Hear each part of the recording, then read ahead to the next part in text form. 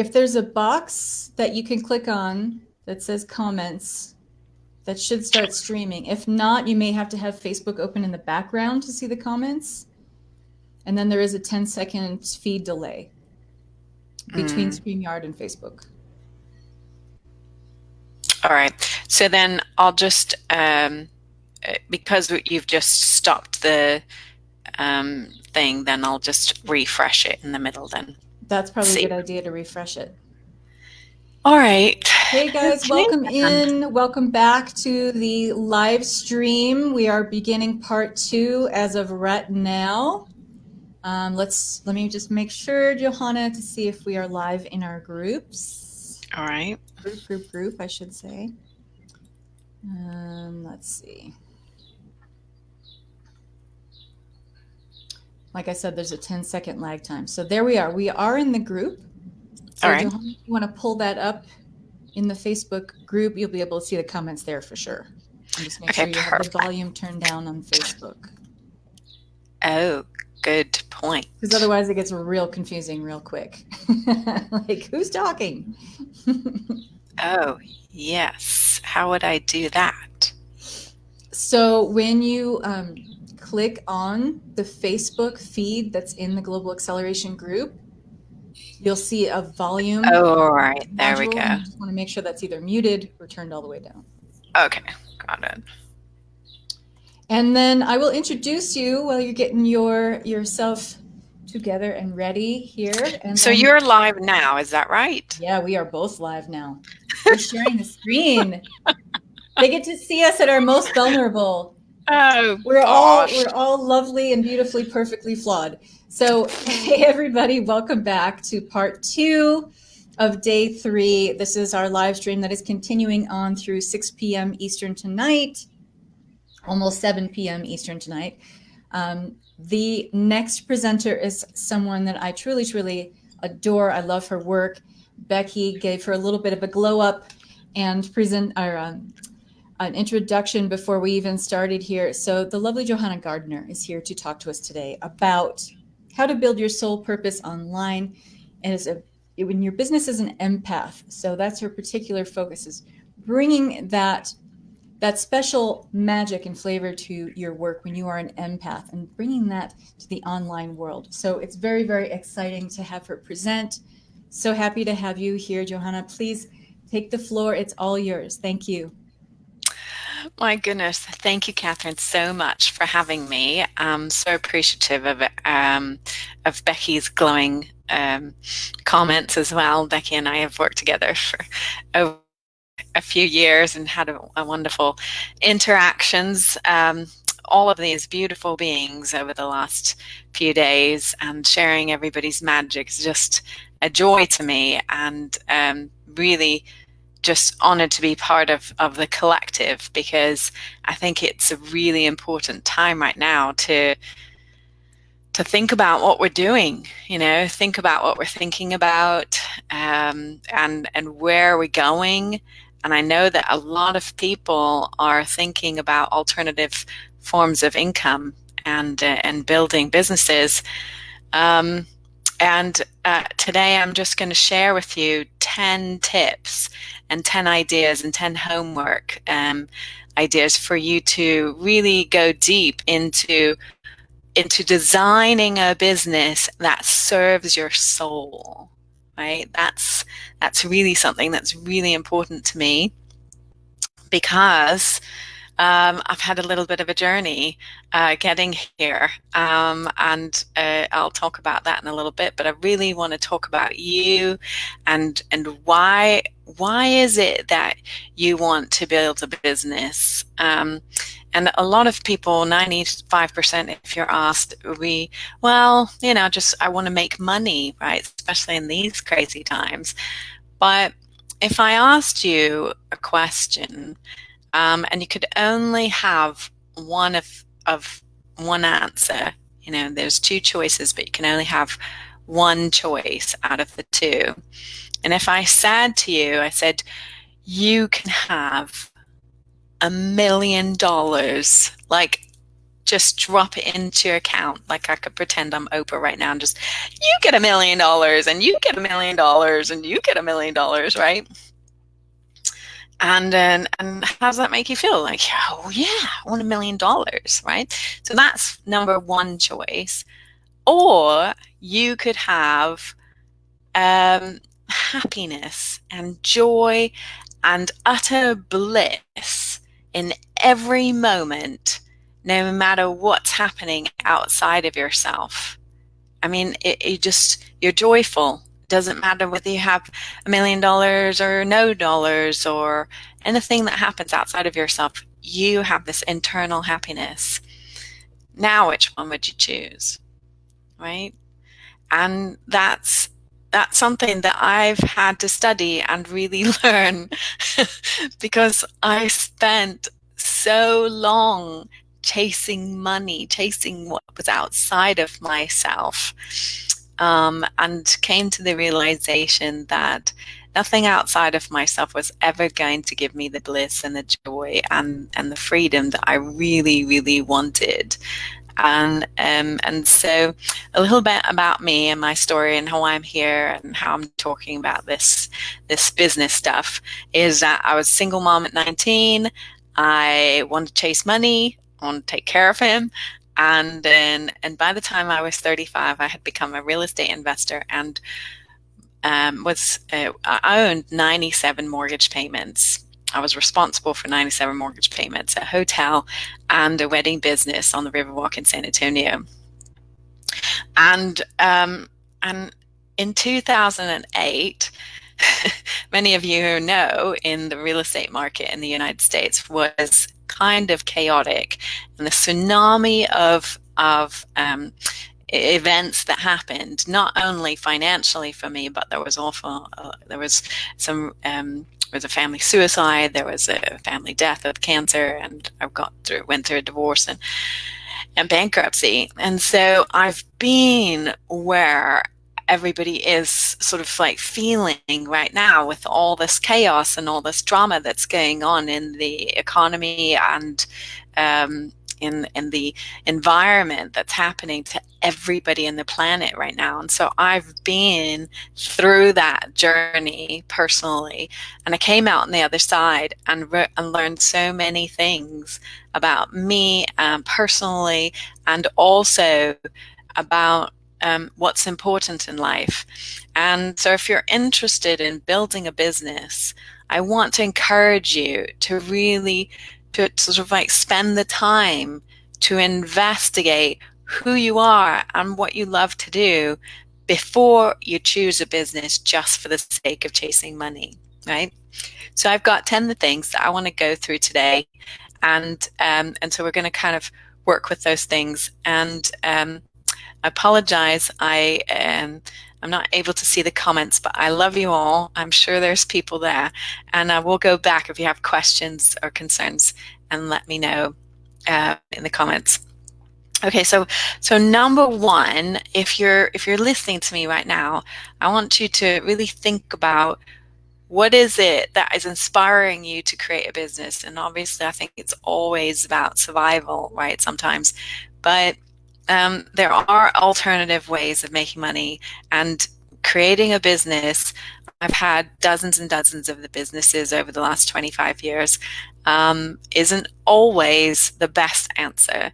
And so sometimes, especially right now with all this chaos going on, right now is about really going internal to yourself and taking a deep breath and saying, am I really committed to this business? Because you can spend hours and hours and days and all this stuff, all this energy, and not really be committed to it, but just in the angst of in the panic. And we don't want that. We don't want you to spend all this extra energy. We want to actually utilize that energy to go internally to yourself. And so if you're an empath, the most important thing is to get connected to your emotional self and and know that there's going to be some incredible strengths that you have as an empath to build your business. And I've got lots of YouTube videos, and I have a beautiful Facebook group with 14,000 plus people in it, healers and coaches, intuitives, and we're all talking about building our businesses, and they're all mostly empaths, right? And so we have a lot of sensitivity. So there's a lot of super skills that you have that are really, really important to bring into your business. But then there's also the other side of being an empath that can actually make building a business a lot more difficult than some people who just have no feeling about their client if they reject them, or something doesn't go right, or the collective is going through this enormous panic, and you wake up and you're having a collective day where you're trying to separate yourself from from the chaos, and it's like right in your face and you're feeling it all. So and how do you just get back centered into the focus of what you're doing and how you're particularly serving? It's really important to be able to be really laser-like focused on who you're serving and what you love to do, because that's where your joy will come from, and that's where your engine is, right? That's where you're really going to continue waking up and being excited and energized about doing what you love to do. And that's what I found, is that after dozens of businesses that didn't necessarily serve my soul, like I had a hotel that was open 24/7, 7 days, 365 days a year, and I really wasn't really very enjoying it. So empath, introvert versus extrovert, all these things are really important to figure out before you design your business. So I'm going to go through some of the things today. It's gonna I actually have this class online, so you can actually get this whole thing. It's 10 chapters with 10-minute sections, and so it's all laid out for you. So if you want to go back to that, just PM me and I'll send you the link. It's completely free. But the first homework is really getting to know yourself, and being able to identify what your tangible skills are and then your intangible skills. So the first piece of homework that I'm going to encourage you to do, or any of my clients that I work with one-on-one or even a group, I'm very interested in like who they are, because a lot of times I haven't even spent any time investigating what they what skills they have.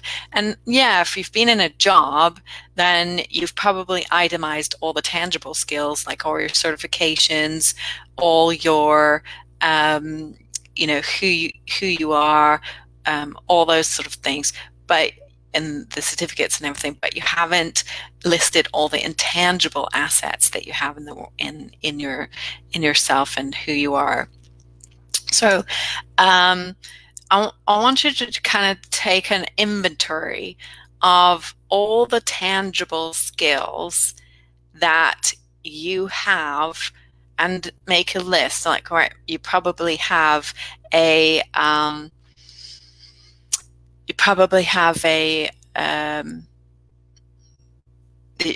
resume or something, right? And then what I want you to do is I want you to, on one column, write all the tangible things that you have, or all the magic that you have. And then on the other side, I want you to list all the intangibles.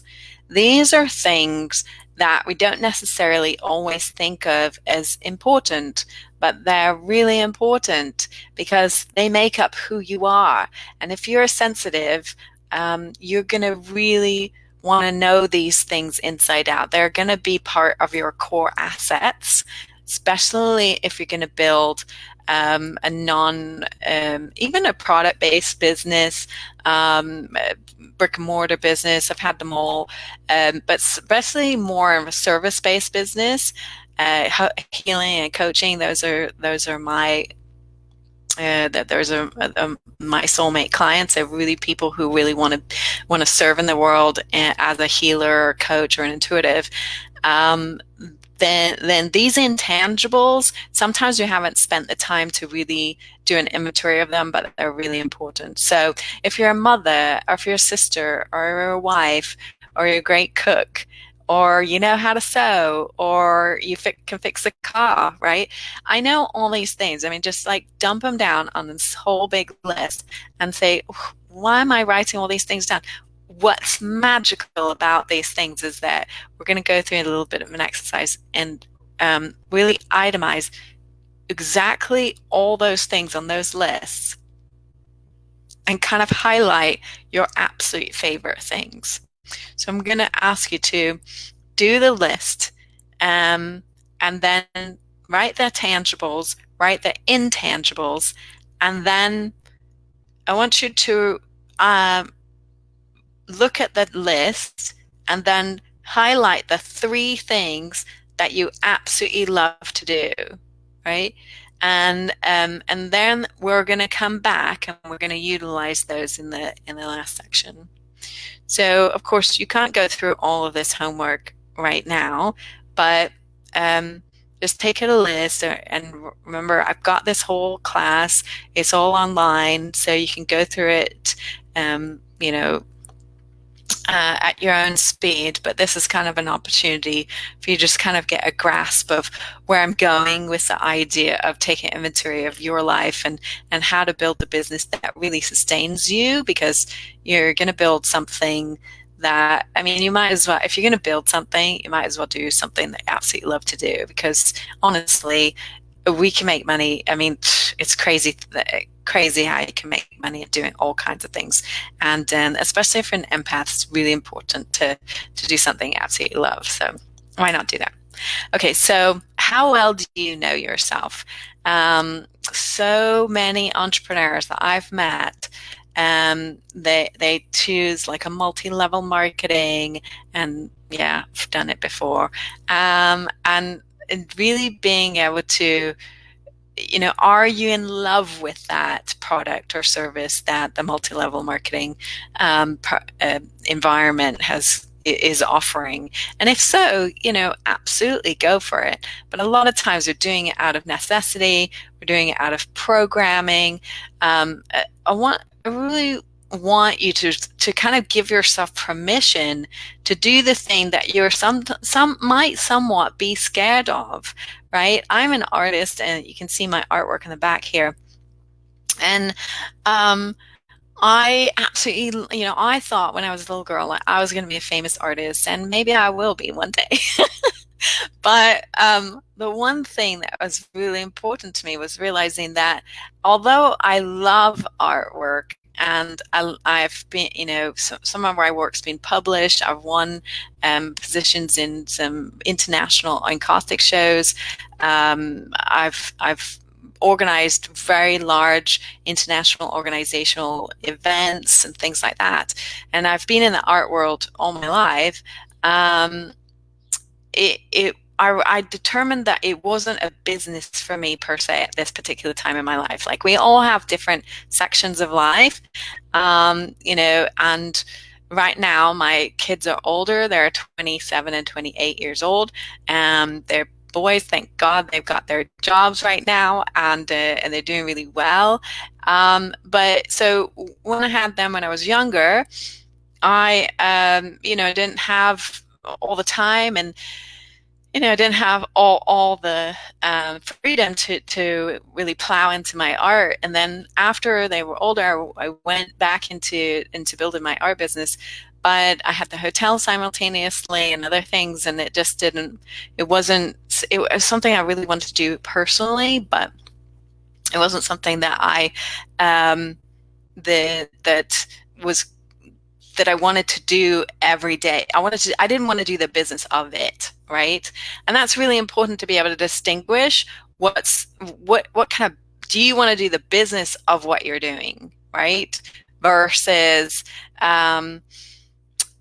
you're just, you want actually that to be private, right? The artwork for me is more private, and I didn't necessarily want to spend my time. And it took me an investigation to do that. So I want you to think about number 2 homework is really imagining yourself on your deathbed. I know it sounds really gloomy and, kind of dark, but really, I think that we really live if we're ready to die at any moment. If I really take an inventory of every day, meaning that if I go today, then I'm at peace with everybody in my life. I'm really proud of the accomplishments that I've made in my life. That it's been a good day, and if it's time for me to go, then it's time for me to go.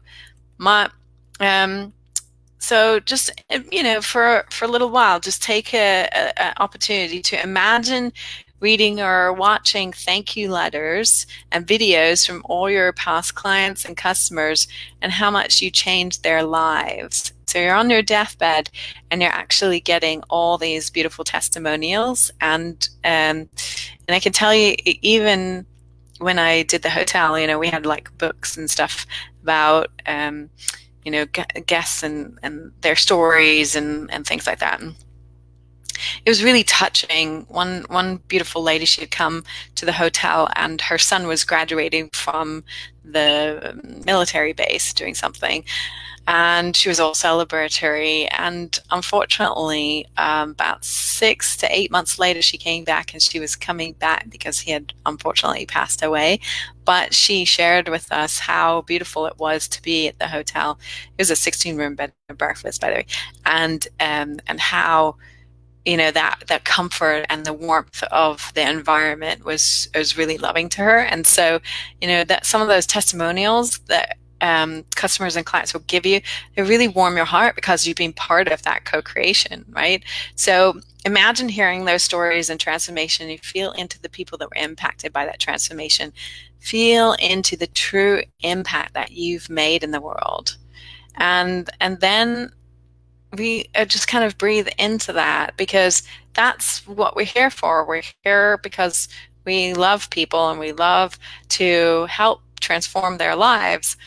And no matter whether you own a hotel or like I have, I'm an intuitive business coach now. Absolutely I'm just so loved on. I'm blessed to get beautiful testimonials almost daily. And it just fills my heart and it keeps me going in some tough times, like we all go ups and downs and things like that. So being able to put something out in the world and then really get that love back really helps you give momentum. So part 2 of this homework is then write yourself a thank you letter and thank yourself for all that you did here in your life. Include statements like, I'm so grateful you got through that money blip. Like, I'm so grateful we got through that Corona thing. And I'm so grateful they didn't let others talk you out of your soul's mission. How powerful is that? I'm so grateful that you had the courage and tenacity to keep going forward, even when your body was in pain. I know so many of us are suffering in so many different levels, not only just physically, mentally, emotionally, and spiritually. These times are really tough. We're allowed to have a little breakdown. I had a client who said, I'm really guilty. I'm watching too much television. I said, I think if you had any time to have an excuse to watch a little bit too much, TV, it's It's a really good opportunity. This is a worldwide event. America just printed out the GDP of Africa right now. Unbelievable precedents of just things that we would never imagine even a couple of months ago. So we're allowed to give ourselves a little bit of love and gratitude. Gratitude elevates our vibrational state. It helps us really bring us into a more elevated, more loving place.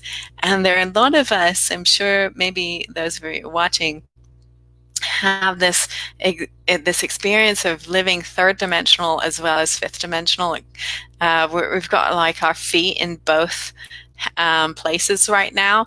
So, sometimes I'm really going to ask you to listen to your guidance, because some of us light workers are being really requested to step up and go do.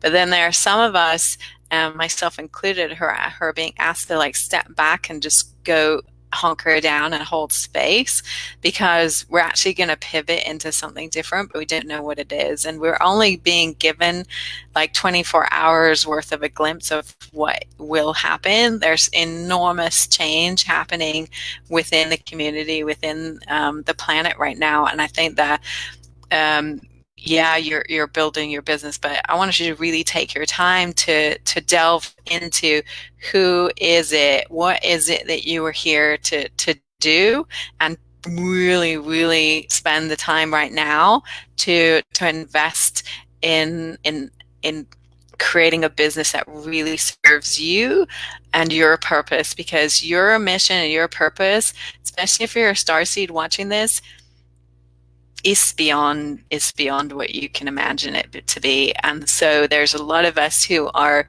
being invited to hunker down and fine-tune our skill set, right? If you have a tree to chop down and you've only got an hour to chop it down, spend as much time as you can sharpening that knife and that axe, because that's where the speed of your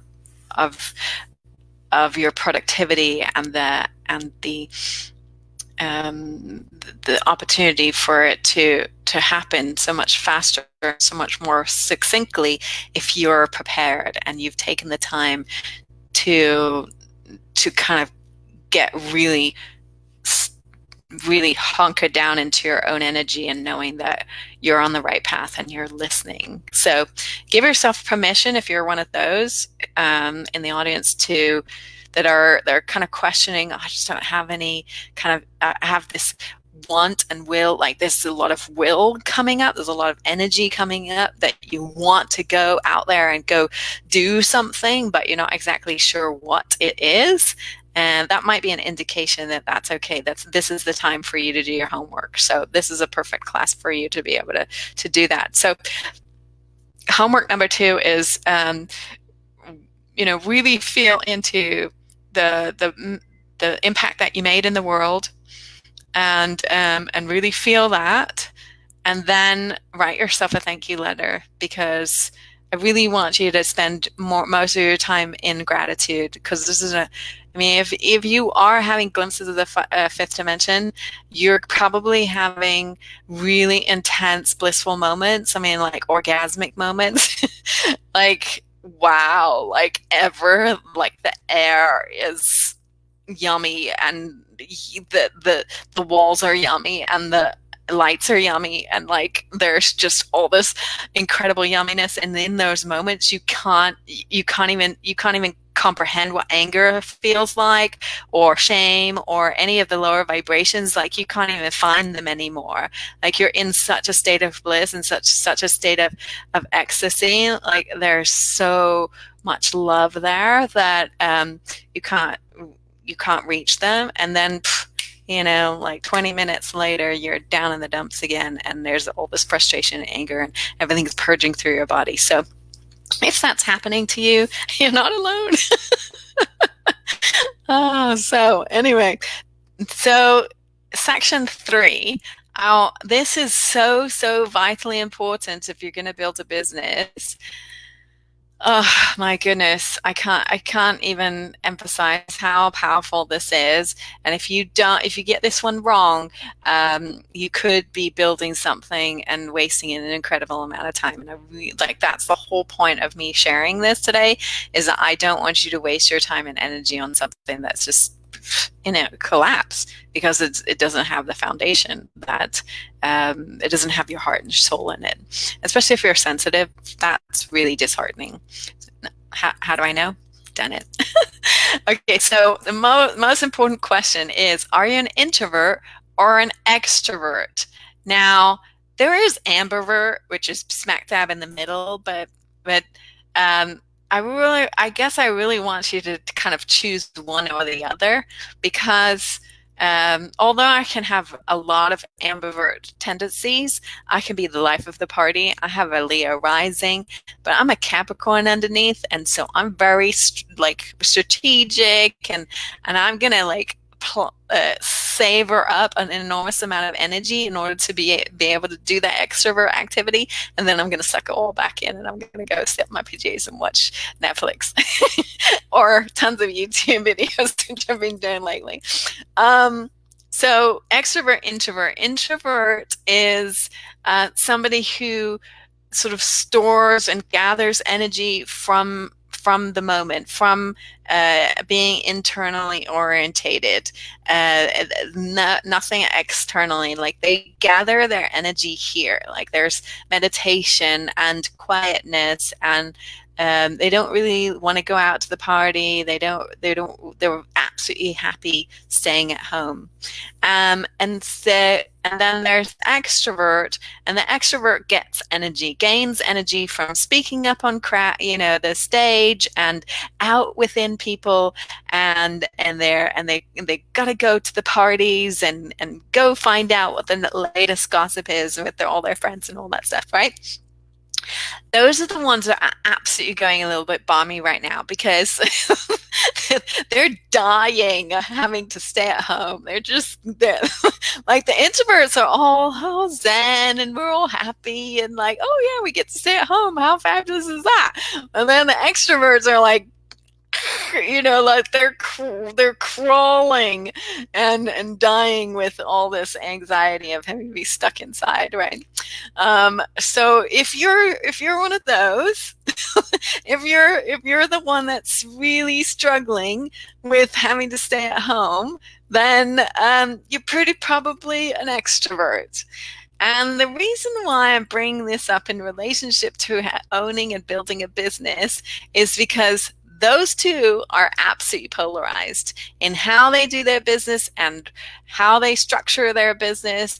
And it is absolutely, I mean, I've made millions of dollars mistake by building businesses that have literally not been in my wheelhouse, right? I'm an introvert. I like quiet.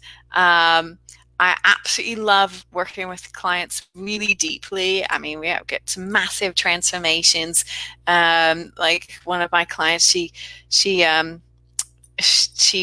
was part of my mastermind, and she worked on her stuff, and she ended up closing a $6 million deal, taking all of us to Mexico. Like, there's incredible things that I love to do on a very deep level, but I'm in a happy place when I'm working like that.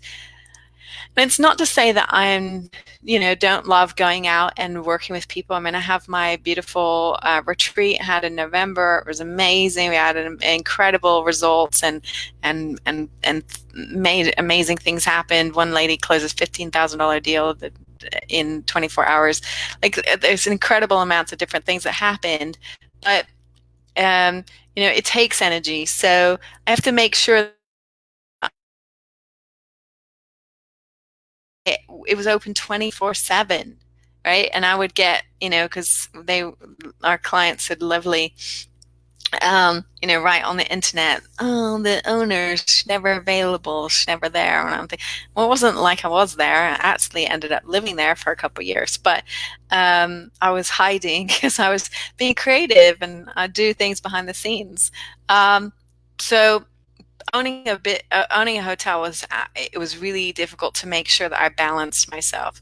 Whereas if you're an extrovert, there's really powerful things that you can do when you're situated in the right business. An extrovert does not want to be sitting behind the computer doing live videos. Like, they want to be out with people. They want to be doing big events. They want to have conversations and get energized with groups of people. And that's really important for them. And they all get absolutely really unhappy with the quietness of staying at home. So I want you to remember that you can make money doing anything, right? This is the whole point of this class, is just for you to remember and to give yourself permission that it doesn't really matter. The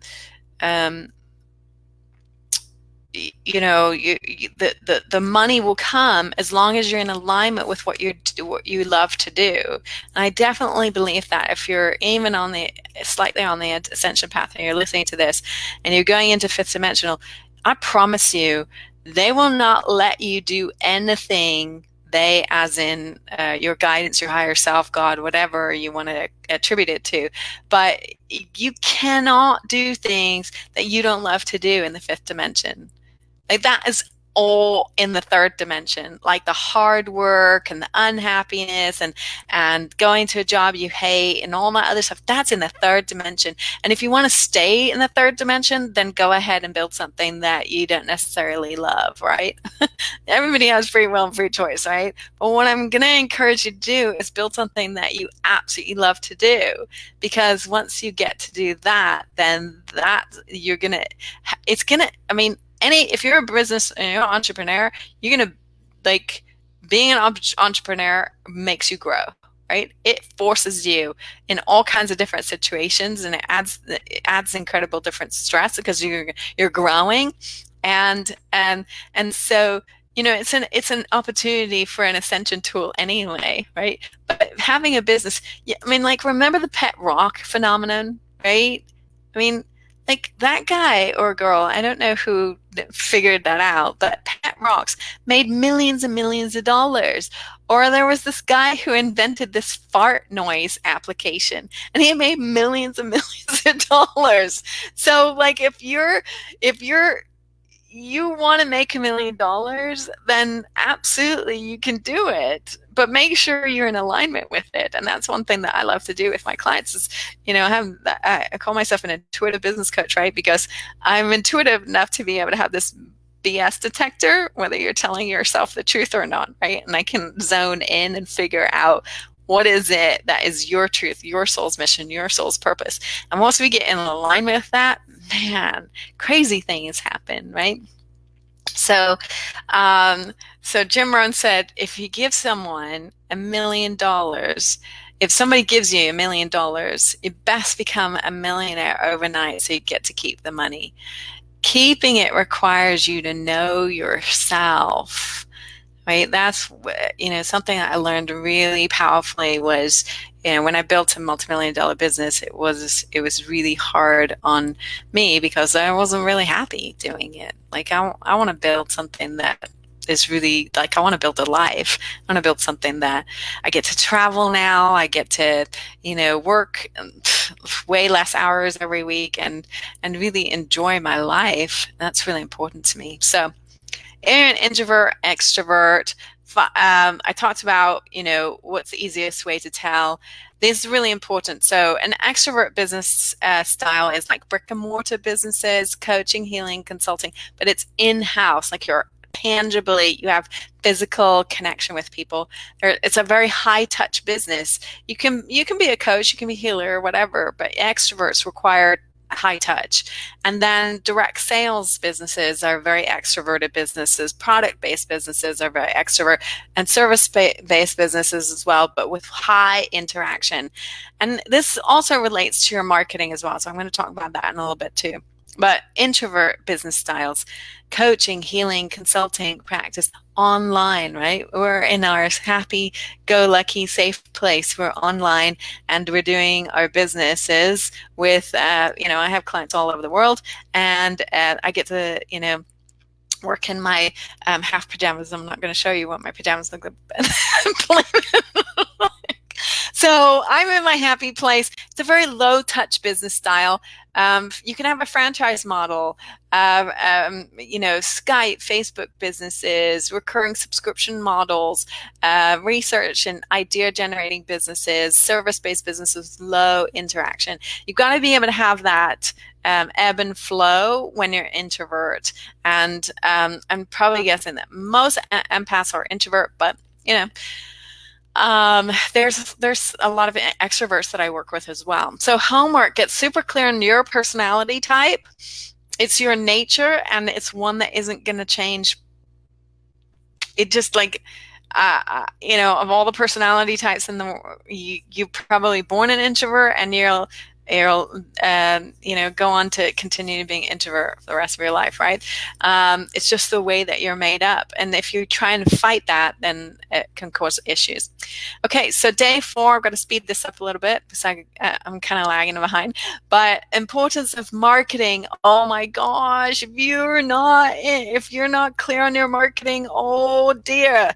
Okay, 85% of your money, 85% of your time should be spent on marketing. I cannot emphasize that more. If you are not spending your time networking, doing Facebook ads, proliferating in your field of influence, if you're not doing your marketing, you're not going to get your clients, and you're not going to be able to build this business. It is absolutely vital. Marketing is similar to a golf game, right? The aim of the golf game is to get the ball into the hole, but marketing takes the ball 90% of the way to the green, which the rest of the time, the rest of the sales process, or getting to the close, is only 10%. It's in that very short period where, if you've done your marketing right, that's where you've done all your sales.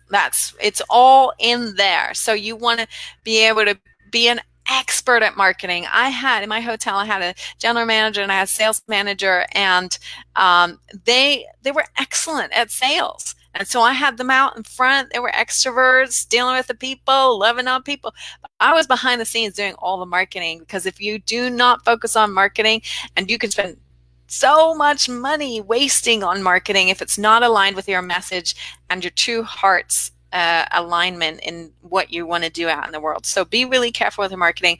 And there's different types of what's best suited of how you market. It's related to your introvert and your extrovert. If what kind of learner you are, right? So you could have a learner style as a visual, and like I'm a visual and audio learner. So I love to watch videos. I love to listen to podcasts. I love to listen to YouTube videos. That's how I learn. Whereas there could be a totally different. You could be a kinesthetic learner, or you could be a learner that reads, right? Those are really big clues on how you're going to market yourself, because ultimately you're going to have more fun creating videos and audio stuff if that's your learner style, right? If you like to read things, then you will be more apt to learn writing things. So that's really, really important. So for example, if you're a visual learner, videos, graphics, infographics, in-person meetings, writing blog posts, and emails, right? If you're an auditory learner, the best marketing tools will be podcasts, recordings, making phone calls, voice to texting their articles and emails. And then if you're a kinesthetic learner, the best marketing that you can do is speaking and videos. So hopefully you'll figure that out. So homework: design a mini course that you want to be able to share with people, and utilize your skill set, your marketing skill set, right? You can either create videos, you can write it up, you can put it in a series of emails, you can put it on Thinkific, like I have my program. So create the course, because once you create the course, that will show you your superpowers, right? It will show you what's important to you and what you like to do. Okay, so we're on 5. So your self-image, right? So who are you really? And we've been talking about this a little bit, but growing equals happiness. So if we're not growing, we're dying. And we don't actually necessarily like the change that happens when we have to grow, but we all know that change is inevitable. It's an absolute in nature. So I want you to think, what are your standards, right? If you've, this is an example for me of a standard. So when I get on the scale, I'm pretty sure that it's going to be within a certain range. that I'm kind of like okay with. I'm not necessarily delighted with it, but I'm like, okay, I didn't really change that much, right? If it gone down a lot, then I'd be like, that would be nice too. But as long as it doesn't go up, right? So, because I don't really want to spend all that money on new clothes and all that other inconvenience, but it's making sure that there's a certain level that I'm always under, right? And that's my standard. Like if I go over that standard weight, I am like, no, that is not making me happy. There's a sort of trigger there for me to go back into working out and like getting a little bit more conscientious of what food I'm eating and all that other stuff. There's a standard that I have. There's a standard of living that I have, right? I love my home, right? My home is really, really important to me. So I'm going to make sure it's clean and tidy. I'm not a hoarder, meaning that there's a standard of what my house looks like at a certain time. So these are really important for you to recognize what are your standards. And then capture, so this is the homework, right? Capture all the qualities of the celebrity or the famous person that you want to write down 10 personal qualities that they have, right? And then next to each quality, ask yourself, do you have that quality? So, you could choose Oprah for example, like, do you have the quality of her ability to communicate effectively? And so ask yourself on a scale of 1 to 10 how much you have that quality, and 1 being 10 being you have that quality, and 1 being you don't, and then 10 being you mastered it, and then you're just as good as that person that you admire, or 1 or 2, you're going to have to make a decision whether you really want to perfect that and become an expert in that particular asset or personality style, or it's just never going to happen. Like, like there are some famous people that I don't want to work 20 hours a day. It's just not something that I personally want, right? But there are some people who just absolutely love to do that. So it's a determination of whether you're going to master those 10 qualities that you admire in somebody else, and or figure out what 10 qualities that you absolutely want to master and become an expert at it. Remember that, especially if you're going to be a healer, coach, or intuitive, you're going to have an expertise at something.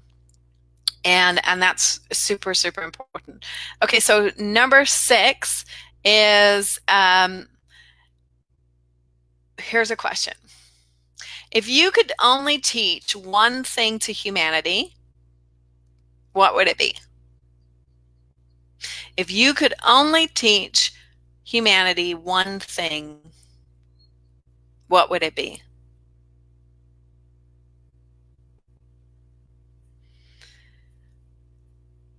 And I think that mine ultimately would be something like outside of anything outside of yourself will, don't let it control you. Don't let it be the determining factor for your internal emotional state. That's something that's really, I'm learning, right? And oftentimes the thing that you're going to want to teach is the thing that you came here to learn. But it's your message, and it's the thing that it's your superpower. It's your superpower. It's absolutely super, super important that you understand what it is, that one thing that you wanted to bring to humanity. And have you mastered it, or are you constantly intrigued in learning more about it, right? I mean, I spend my weekends, I'm very interested in finance, very interested in economics. I love money, right? I love money IQ and I love money EQ, right? There's IQ in terms of money intelligence. I love looking at the stock market. I figure out what's happening with the Dow and what's happening with the S&P and what's happening with the Bitcoin and cryptocurrencies, and I'm so, what's happening with the real estate market, and I'm super, super interested in all those different things. That's something that lights me up. I'll waste a whole whole Sunday on that. And then of course I love money EQ, which is intelligent. It's an emotional intelligence as well. So I'm really interested in finding out what your belief systems are about money, and how they're constricting you from bringing in more value, more love, and more light, and more abundance into your life. And so putting those two things together, I'm really interested in spirituality. I'm really interested in personal development. I love those two things. They're my happy place. I will spend, days and days and days learning and learning, growing from that. So what is it that I love to teach? That's exactly what I love to teach, right? I'm really interested in money EQ, money IQ, and I'm really interested in finding out where you're out of alignment with your soul's purpose, so that you can get into alignment, so you can build the business that you love, and you build a life where you absolutely love, right? But you may be a fantastic cook, or you may have learned how to meditate amazingly and you want to teach it to people, or you're a phenomenal health coach, or you've learned something that you absolutely love to share with people, and you'll spend all your downtime doing that. So that's something that's really important. So take a piece of paper and journal about your superpower, the one thing you love to teach humanity, and imagine you're in a spaceship and you're visiting Earth for the first time and get the whole of humanity to watch you teach something. What would that be? And document how you would teach them, and maybe giving them a book, or help them do some exercises. Make it super fun. Okay, so that was, so we're going to go into two lists now. The personal love list, and that's 20 things that you absolutely love to do. And I want you to really listen to your heart, not your head. We've been talking about that the time that we've been together.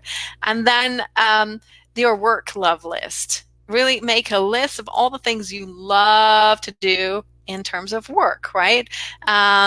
And the things that you would love to delegate if you had the money to do, versus the things that you absolutely would love to do, versus some people just don't want to do all the admin stuff, but then some people love the admin stuff. So it's really important to get these love lists, and make sure that you're really, really clear about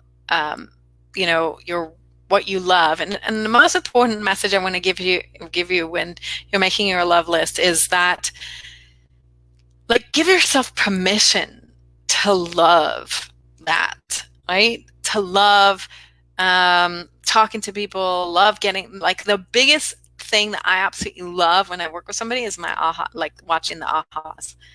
That just, it's orgasmic. It's just really? You got that. Wow. So juicy when people get the ahas. So I'm going to create situations and environments where when I can help co-create a ha-ha for somebody, it's yes, I love it. So I love doing that. And so that's on my love list. Okay. So, again, this is, so that was number 7 and 8. So 7 is the love list, what you personally love to do, whether you sew, whether you cook, whether you clean, whatever. Some people love to clean. And then number 8 is your work list. And then number 9 is, are you living your dream life? What are the top 3 things you absolutely love to do? So go back to some of the homework that you've done in this. Like I said, if you want to have more time and go through the class more in depth, I have it all on Thinkific platform, so you can watch the whole thing again. But so write the 3 things, and because the big huge one lesson that I did, is that I didn't pay any attention to what I love to do. I thought that I wouldn't. I wasn't allowed to love. I wasn't allowed to do the work that I love to do. I had to do something that I hated to do in order to make money. That was just a belief system that I had in my system, and I just want to encourage you to think about, the truth is that you can make money so many ways. Instead of how to make money, look at how you can have the lifestyle you want and include the things you love to do, because it is amazing, right? And so here's a homework. Here's number 9. And I want you to really look at your current calendar and your schedule And I want you to think of all the things that you love to do, that you've done some of this homework and you absolutely love, love, love. So you've got the 10 things that you love to do. And I want you to look at your calendar and go, is this really what I love to do? And if it is, I want you to mark it as a 10. If it's something you don't love to do, it's a 1. And I want you to get everything off that is under a 7 out of your schedule. I don't want you to spend any time doing things that are anything less than a 7, that light you up, that you absolutely love to do, because you're so worth it. And so here I am in conclusion, because I know that Kathryn's probably going to kick me out here in a second, but I want you to put all these things together, right? Number 1, you put your tangible and intangible skills together. You're amazing. Now, 2, you wrote a love letter to yourself and realized just how special you are. 2, you've accepted whether you're an introvert or extrovert and know what business style to start. 4, you know what kind of learner you are and how to best educate your audience. Number 5, you've got to know the qualities of a person that you want to master. Number 6, you know exactly the one thing that teaches humanity and how to do it. Number 7, you made a list of you personally love to do and what you don't like doing. And then number 8, you made a list of things you love to do at work and the skills you need to hire out. Number 9, you created a schedule that included more of the things you love to do. Now you're going to put everything together in an action plan and create your most amazing business that you absolutely love. And so just remember that you absolutely can do the thing that you love. I had a client who came to me and she was really invested in making her dream life come true, her soul-based business come true. And she is an empath. She's very super, super powerful. She'd been a tennis coach for 20 plus years. And so we did this whole exercise. We did all of this together. You get to get it for free. She paid thousands of dollars for it. But she also obviously had my help to go through it too. But so the 3 things that she came up, she loves to do outside things. Like she loves to be outdoors, and she loves to do personal development work, and she loves to work with a group of people and teaching them. And within I think a couple months of working together, and we did all this homework together, and she did not believe that she could make money doing what she absolutely loved to do. And she called me up and she said, Johanna, this is what I did this afternoon. I took 10 ladies out into the woods to do personal development, and I made $1,400 for 3 hours worth of work. It is absolutely possible for you to live your dream life, your soul-based business. Build it from your heart, build it from here on out. That's the most important message I want to give to you. So I know they're going to kick me out in a bit. And so thank you. Thank you so much for watching, for all of your comments. If you had questions or whatever, I'll come back to them. I love you all. Thank you. Thank you, Johanna. That was so lovely.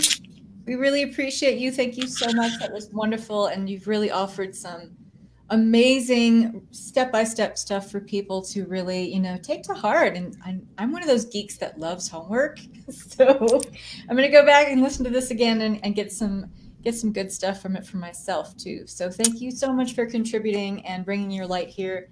We really appreciate you so much. Thanks a lot. You're welcome. So that was fantastic to hear from Johanna. She had such great stuff to share with you guys. Again, another example of someone coming in here and sharing their mastery with you. I mean, you're getting the best of the best here, people. The best of the best. I can tell you, and I don't mean to be telling tales out of school here, I have attended virtual summits before that I have paid for, okay? And granted, I could cherry pick some good stuff here and there, but I mean, we're talking back to back here, folks. Just great stuff, great content, great energy, bringing such a high vibration to this space. I mean, it's kind of hard for me to go out in the world right now. It's so funny. Behind the scenes, what's happening is that my husband took our dog today to doggy daycare so he could go play because he's been a little bored in the house. And so he loves doggy daycare because he gets to play like with 20 dogs and it's super fun. So in coming back or trying to come back from dropping my dog off, the car stalled. And so it's just dead. It won't even start. I think it's the alternator. I don't know. Doesn't matter. We're going to get it fixed. But so there was a little drama behind the scenes. I had to leave here and keep the live stream running and go pick him up and bring him back. And it was so strange being out in the world. And normally, I mean, sure, we get flustered from the drama of everyday life, but I was just like, nah, this is an adventure. It's a little drama. Things are kind of mundane right now anyway. I'll go out in the world. But just kind of feeling, I don't know if the heightened intensity of all the good mojo in here makes me feel the world out there with so much more contrast. You know what I mean? Feeling like, wow, people are really like letting their energy go in the dumper out here. Like, I don't know if I'm noticing it more. Do you know what I'm saying? I don't know if I'm noticing it more by being in this group and being in this bubble of high vibe energy. But my point is this, that I want to carry this energy around with me. Not that I want to spiritually bypass what's going out in the world. I mean, I'm very attentive and, aware of the fact that, there's some drama and trauma out there, and there's people fighting on the front lines of COVID-19 that are having a hard time. People are suffering. I understand all of that. But my responsibility, and I want to kind of offer this up to you guys as well to think about, is to hold this light wherever I go. I'm obviously holding this light in the summit for you guys, and it's easy to do because we're all sharing like the same kind of wavelength, the same kind of spectrum of energy here. But the real challenge is for all of us, I don't care at what level we are in our spiritual awakening, can we go out in the world and still hold and anchor this light? Can we keep that integrity? I want you to really think about that and really chew on that for a bit, in the face of your family members, those who you are in quarantine with, really maybe spending a little too much time on the news or, reading every new news break that comes out. Are you feeling into their energy? And can you hold and anchor that light for yourself, but also be that beacon for everyone around you so that they can, by proxy, take in some of your energy. Hopefully that can slide over their way a little bit and help them out through an otherwise really tough time, because that's where we need to be. That's our call to action as, anchors of this light, divine warriors of the light. So speaking of divine warriors of light, I have my friend Tammy in the studio. Hi, Tammy. Hi. Hello, lovely. How you doing? Good. Thank you for, yes, I'm holding up fine. Good. Thank you for inviting me to be here. Yes, it's very exciting to have you here. And we have known each other for a long time now. It's going on 3 years plus, isn't it? I think so. Yeah. Yeah, maybe even longer than that. I've known Tammy for quite a while. We've definitely been on each other's radar for a while, and we've worked together in a lot of different capacities at this point. And so I was so excited when she wanted to come and participate in this event, and we are just blessed with her presence. She's going to talk about today aligning with your design in evolving times. So Tammy, take it away. Thank you for being here. Yeah, thank you again for allowing me to be here, and hello to everybody.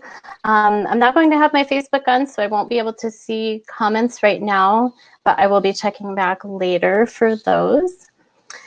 So for those of you who don't know me, I know some of you know me, some of you don't. So I'm a spiritual astrologer and a transformational coach. I call myself a human design and numerology addict, and I'm also a sacred soul alignment practitioner.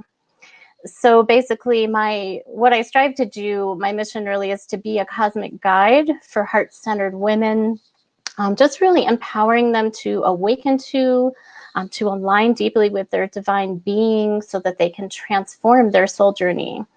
So what I'd like to see is for all women to stop settling, to really step into who they are so that they can shine their light in the world. And in doing that, you're able to create this new vision for a life of joy and passion and purpose and freedom. So that's what I strive to do, especially important during these times that we're in right now. And we're actually this is like some of the other speakers have said, this is really a divine opportunity for us to be doing that. We're being asked to step into that, to strip away what is no longer working, what is no longer needed. We're kind of getting this huge wake-up call right now for this. So what I wanted to do is just talk quickly about some of the astrological alignments that are happening this year. Basically, what happened is that we ended the year with a big eclipse, and then we went right into our Saturn conjunct Pluto in Capricorn in January. I think that was on January 12th. So Pluto is really about transformation. Saturn is about some limitation and restriction. Capricorn is about breaking down, in the collective, it's about breaking down the systems and the structure. April 4th. So Jupiter is about expansion. Pluto continues the transformation. And then our next major alignment is basically December 21st. So it's going to be a while before the next major one. Not that other things aren't going to be going on throughout this time. But we have Jupiter conjunct Saturn in 0 degrees of Aquarius. So several planets are going to be moving into Aquarius. So that's going to be a huge change for us as a collective. So just wanted to give you an idea of how the astrological energy is really supporting what's going on. And also, if you look at, like I said, I look at astrology, numerology, human design. I use all of this together in my work. So I look at all of these things. So in numerology, we're in a 422 year, which is a master number year. And this is really about revamping our foundations, rebuilding foundations, releasing the ones that aren't working. So we're in the process of that as well. And in human design, there's like a global shift in human design about every 400 years or so. I believe the last one was in, I want to say 1615. And you can see how much has changed in the world since 1615. The next one is in 2027. So we've already been moving into the energy of this. A lot of things have been happening already for several years that are just preparing us to move into this global shift. Obviously, it's not something that happens overnight. It's something that takes time. And so you're seeing all these changes happening over time. And this is a really important event right now for starting to push us forward into that energy as well. Yeah, so what I wanted to talk about today basically is I just want to talk about how aligning specifically with your human design for this talk can really assist you right now, really align you with your authentic being, really help you to just step into your divine mission, whatever that is, and to be able to share your gifts with the world as well. I feel like it's really important as we go through this time, especially to be in alignment with that person that we came to this earth to be. What I believe is that we choose our birth charts in astrology, we choose our human design chart, we choose our numerology before we're born. Like, we make this contract to come here and experience certain things. We choose where we're born, we choose our parents, we choose our experiences in life. This is what I believe deeply, and so everything is really a reflection of that for us in our lives. So I just wanted to talk about some of the benefits that you receive from just learning about your design as well.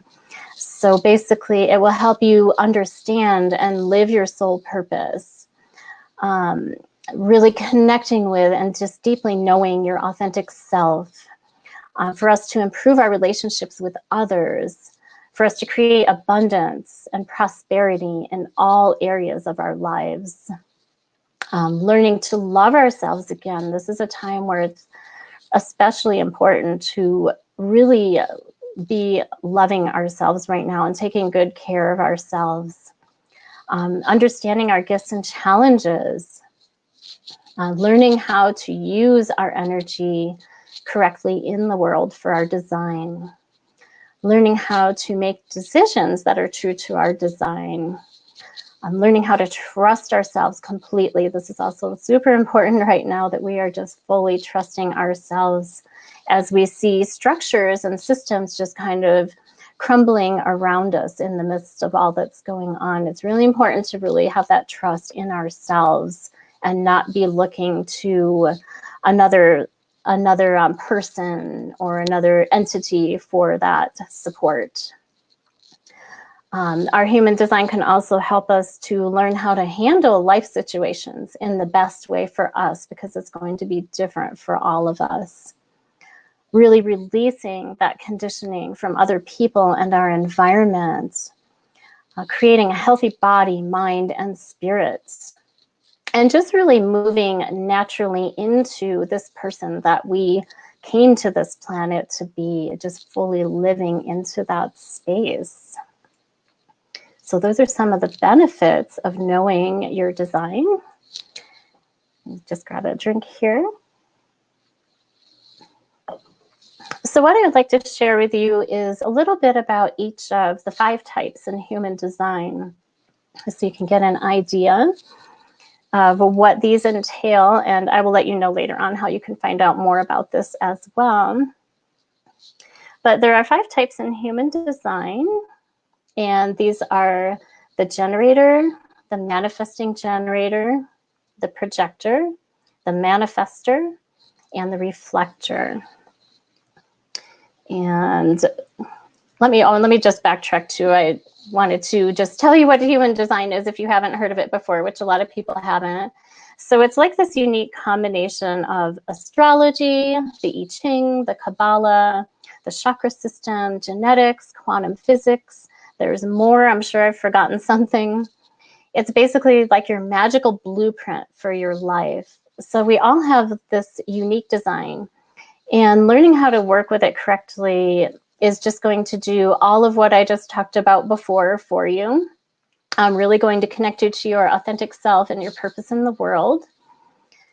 So if we talk about the first type, the generator, we have about 37% of the population are generators.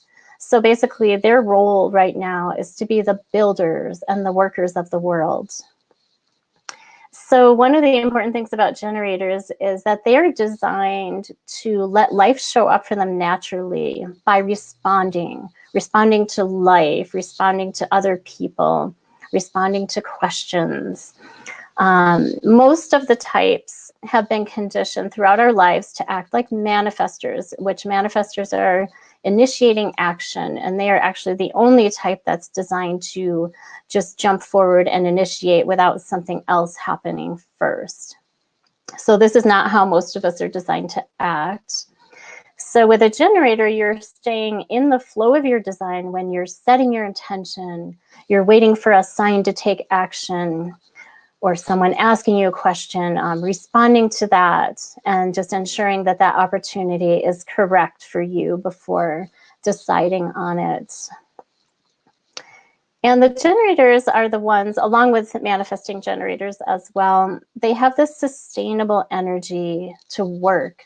So they're able to handle, like if they're in a, say they're in a job where they have 40-hour weeks plus overtime, if they're working on their business, they can work through the night. They can just work as long as they want to when the work is right for you. And your strength is going to be in the follow through with the work. So you're going to be, you and the manifesting generators are going to be the only types that are actually able to sit down and have the energy to do this work. And you will know if the work is right for you, because if you're doing all of that and you feel like you still have plenty of energy and you could do this forever, then you know you're doing the right work for you, or you're in the right business for you. And if you're becoming exhausted, frustrated, then you are not in the right work and need to start looking for what that would be for you. And then you have the additional gifts of being very self-aware, having all this energy and power, also having a very welcoming aura that attracts other people to you as well. And what's true for all of us too, with generators and everybody else, is that we tend to want to make decisions with our minds, and none of the types are actually designed to operate in this way. So just learning to use the gifts of your type as well as your strategy and authority will guide you to clear decisions. So let me see. Yes, and generators also need to employ patience. Sometimes they'll be waiting for something or someone to respond to. Maybe there hasn't been anything for a little bit. It's important to just know that the right opportunity is going to show up, and that you will know when you respond to that if that is the right opportunity.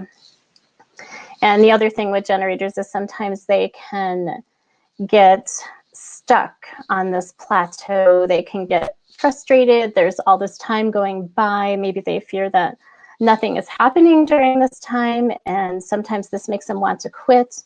And usually that would be right before the big breakthrough was going to happen. So just when you're on the plateau, just remember to keep going because it is coming.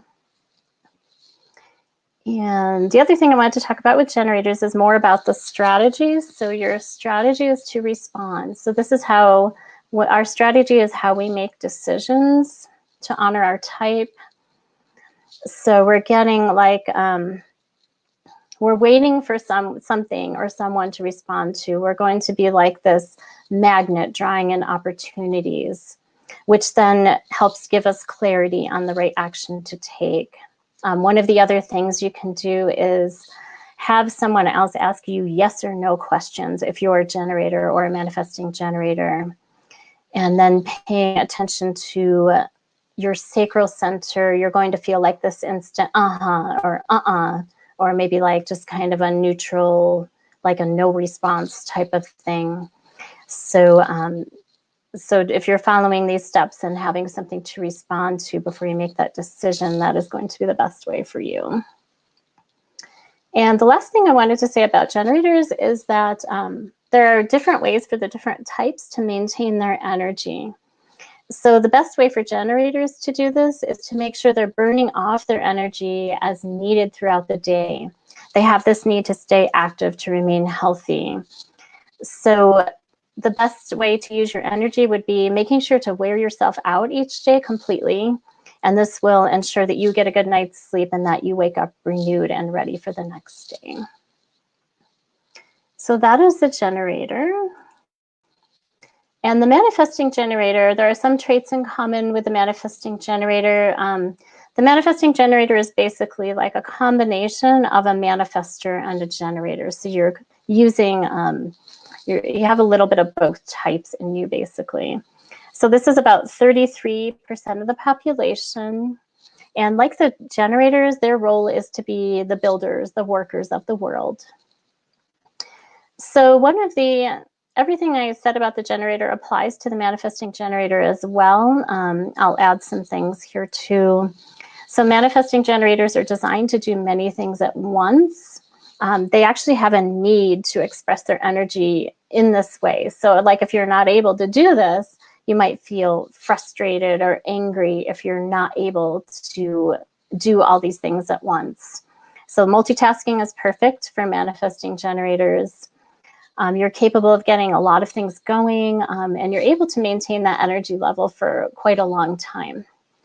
Manifesting generators may not always finish what they have started. They may get going on something and then kind of get off track. So they are very energetic. A lot of times they feel like the world is not moving fast enough for them. So it's good for them to keep in mind that a lot of people, most people probably are not going to be able to move as quickly as you can. They're not going to be able to do as much as you're capable of. You're really good at finding the quickest and most direct ways to do things. So if, like, say you're working with a manifesting generator, this is the person you want to go to if you need to find the quickest ways to do things. And like generators, they're very self-aware too. And also the same with the manifesting generators. It's really important that they're doing the work they love that feels perfect for them. Again, if you're feeling frustrated or angry or exhausted, you're probably not doing the correct work for you. And you will know when you've found that right work because you'll have this sustainable energy to work all day long through the night. You'll feel this huge satisfaction when you've found your passion. And the manifesting generators also have the same thing with patience and with being on the plateau. Just like generators, they need to employ that patience. They're waiting for someone or something to respond to. They want to keep going when they feel like they're stuck on that plateau, so that they're not quitting before the magic happens. And their strategy, they actually have a dual strategy. It's to inform and to respond. So this is different than the generator's strategy, as what you want is you'll want to have something to respond to, just like the generator.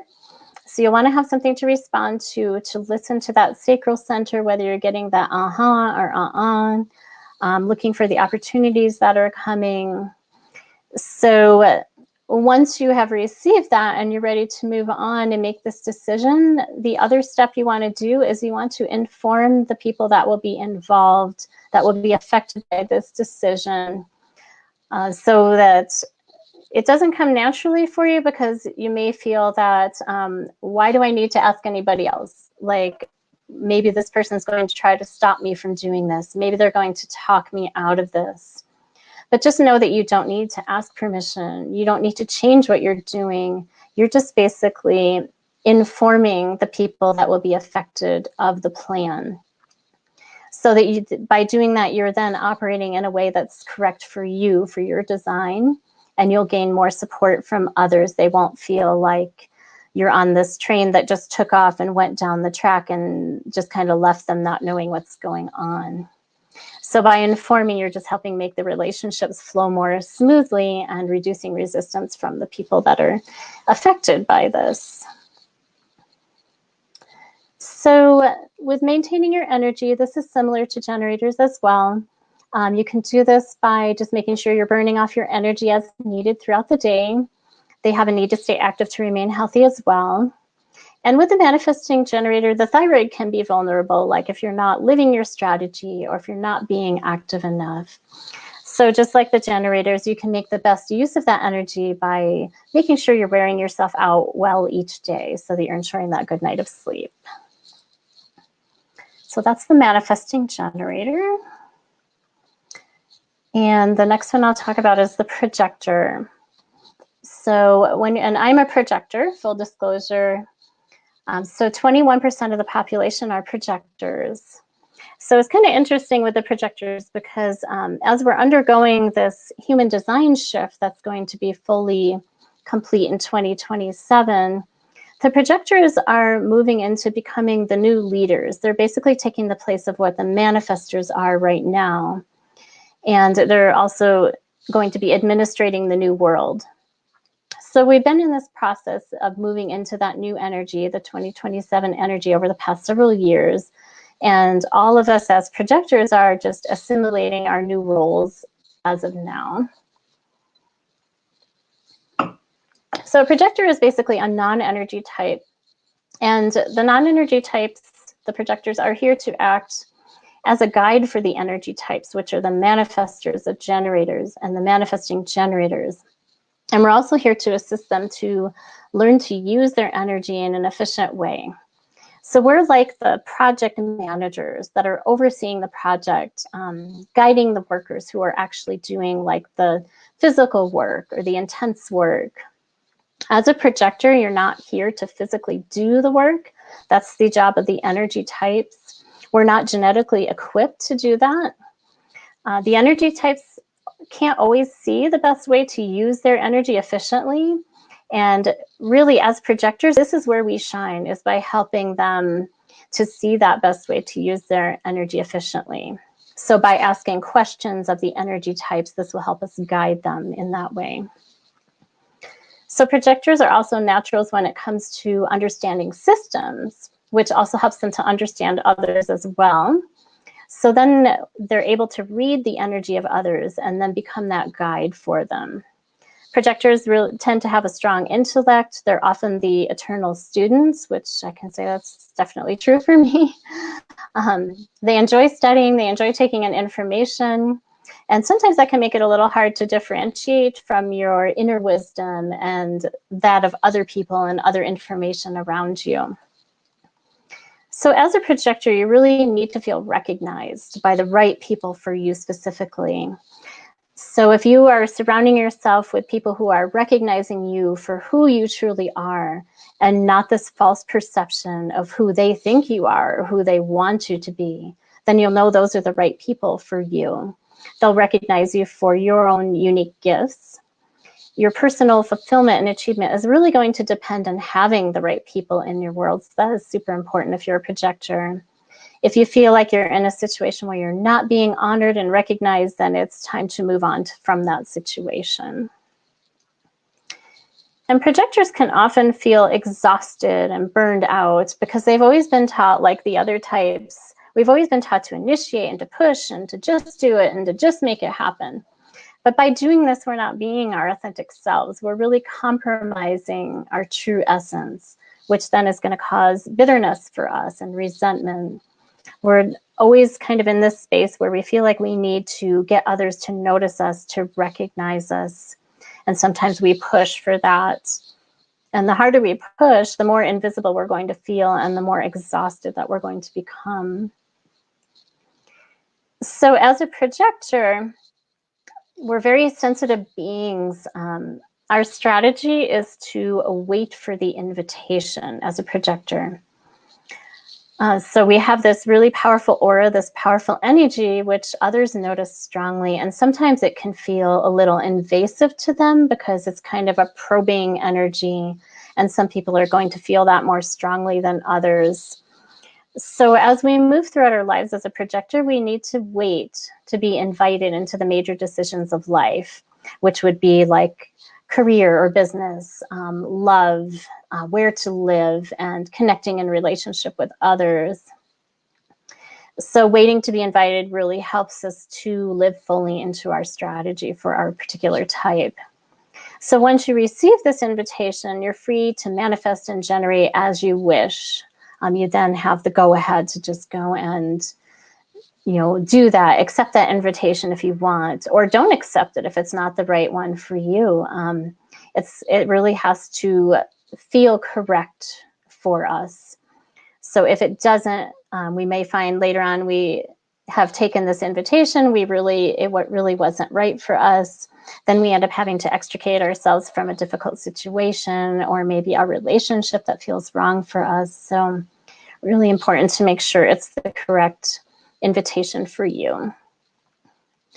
And what we do basically to get these invitations, we're just allowing our aura to speak for us. So when we're silent as projectors, others are noticing our aura, and then they're naturally making those invitations to us. So those are the key to eliminate resistance and to operate correctly for our type. Only accepting the ones that feel right to us. Not all of them are going to be right for us. We don't need to settle. We don't need to compromise. And really accepting the right invitations opens up the door to a lot of opportunities for us. So super important. Just going to grab a sip of lemonade here. And with a projector, with maintaining their energy, as a projector, it's going to be different than the other types that I just talked about. It's really important to go to bed before you're feeling tired. You may also find that you need naps during the day. So that's perfectly normal for us because we're a non-energy type. So we don't want to wait until we're already exhausted, already tired before we go to bed, because then that kind of sets the space for us to have poor sleep during the night. So we want to go and maybe relax in the bedroom for a little bit, just kind of get into our space, just kind of prepare ourselves for sleep, and then we'll get much better sleep during the night. So that's the projector. And the manifestor. So only about 8, but we're getting into the more rare types as we go along here. So the manifester is only about 8% of the population. And it's really interesting with the manifestors because in ancient times, these were the people that were the rulers, the kings, the high priests. They're the ones who established the laws, had total power, total authority. So they are very energetic, very driven, powerful, impulsive, successful, and they tend to be a mystery to other people. And these are the only type that are able to just go and get things started without having to wait for anything or anyone. They're always manifesting in their minds. They're always taking action to move their ideas into reality, just consistently. And they're able to get into that groove and just flow with that creative energy. So if you're a manifester, basically your role right now is to initiate action and to impact other people. You're a go-getter who has this capability to go out and make things happen. Your power is going to be in the initiating. A lot of times you may find that it's hard to have that sustainable energy to complete things because you're meant to start things. You're meant to motivate others, but you're also not here to do the work of the generators and the manifesting generators. If you find that other people are expecting you to do the work for them, to fix things, if they have this list of duties for you, then they're not seeing you for who you truly are.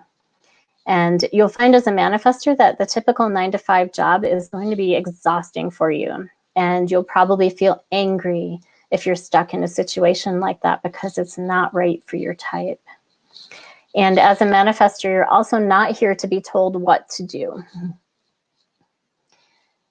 A lot of times in childhood, others around you as a manifester, like teachers, parents, people that you grew up around, may have discouraged you from your natural ability to manifest. I mean, they may have said, sit down, be quiet, children should be seen and not heard, that kind of thing. So that can tend to lead to rebellion or suppressed anger that builds up until it explodes. And you may have even shut down and locked away your feelings even into adulthood because of this.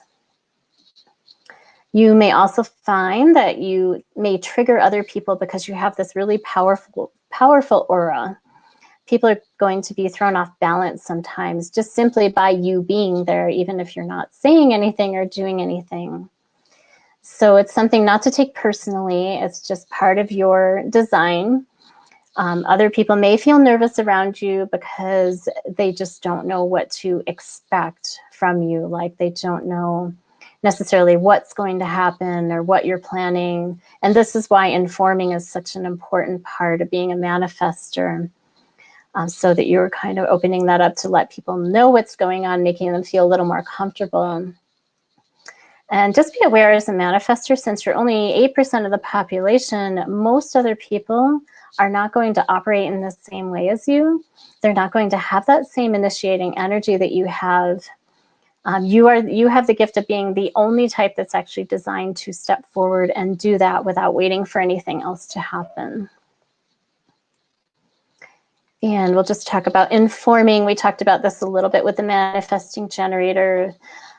So since you're the only type that can initiate that action without needing anyone else's assistance, anything to respond to, you might find that others around you are feeling uncomfortable with that energy, that action energy, and they may feel left out when you move forward and take action because your type and your aura have a very strong impact on others. They may be afraid that you want to take control, that you want to control them maybe. So informing others when you've made a decision and are getting ready to take that action, and again, especially if that action will affect them directly, is super important. And it can be difficult for manifestors because they're used to just doing what they want. They're not used to having to they're not here to be told what to do or to feel like they need to tell people what to do. So that can be difficult for them. They might feel that other people are going to try to stop them, to talk them out of what they intend to do. So again, just know that you don't need to ask permission. You don't need to change anything. You just want to tell them of your plan. So when you do this, you're just getting that support from others, just making those relationships flow more smoothly again. And with maintaining your energy as a manifester, you're going to start out with this really big surge of energy when you get into action. You're going to take in the energy of others around you through your open sacral center. But eventually that burst of energy is gone. It's not going to be sustainable. So during the day, you're going to want to stay active so that you can discharge your energy throughout the day, but you're also going to need to take breaks. You're going to need to rest as you feel guided. So this is another type that needs to lie down and relax before you go to sleep, not to wait until you're exhausted to go to bed. So this will help you to get quality sleep. Manifestors can sometimes have insomnia. Sometimes they just wake up throughout the night. And also as a manifestor, if it's possible to sleep alone, this helps release any extra sacral energy that you've been taking in from others as well. So sometimes that can help too. So that's the manifestor. And there's just one more type to talk about. I'll grab a sip of lemonade. So the last type is also the rarest type. This is the reflector. So less than 1% of the population are reflectors. And I will tell you that I've done tons and tons of readings, and I have still never come across a reflector. So they are very, very unusual. And they have a unique role in that right now their role is to reflect the health and the well-being of their communities and to be a mirror for the people around them.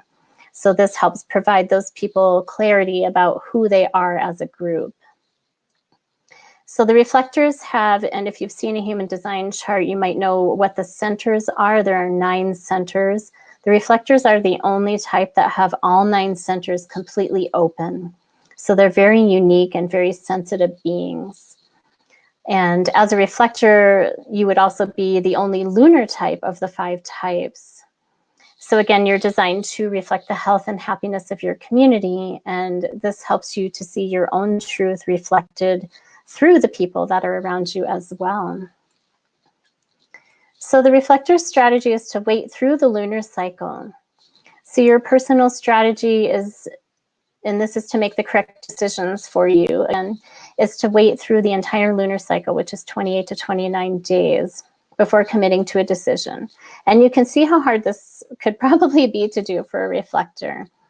We live in this world where everybody wants everything to happen quickly. They want us to decide right away. But this is really necessary for them to do to ensure that they make the right decisions for them, because they're completely open beings with the 9 centers open. So that clarity is going to come through experiencing the energetic influences of the entire lunar cycle.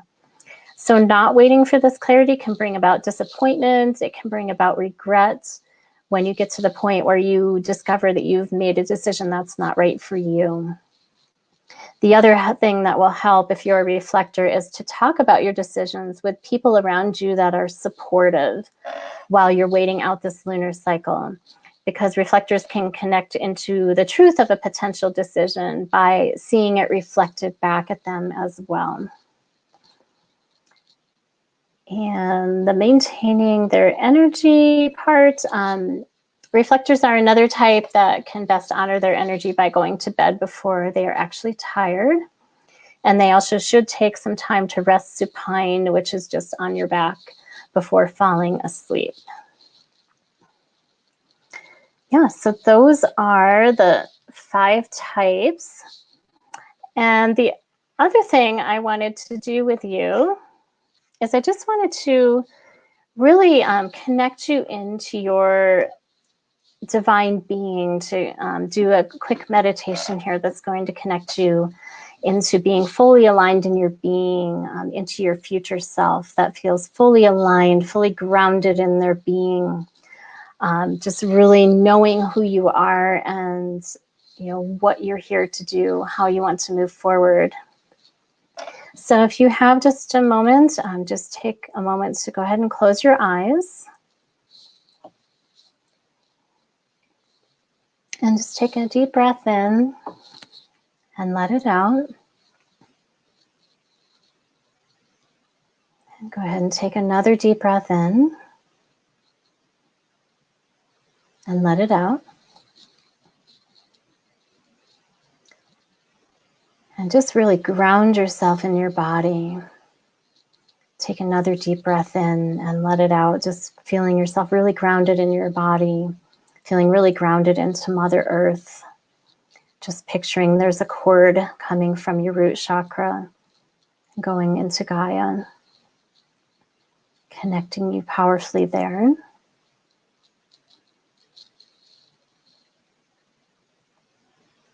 And imagine that you're calling back any energy that you've scattered out into the universe, any parts and pieces of you that are off in another place, in another time. Just call all that energy back to you now.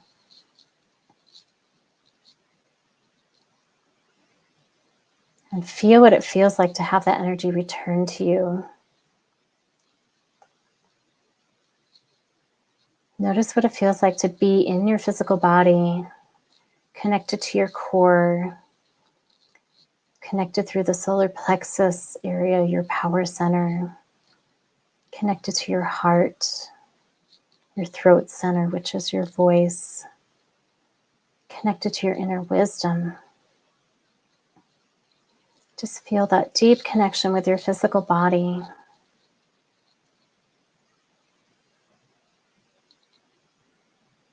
And just take a moment to scan your body and see if there's any energy there that you may have taken on from other people today. And just ask that energy to return to those people so that you are feeling fully into your own energy.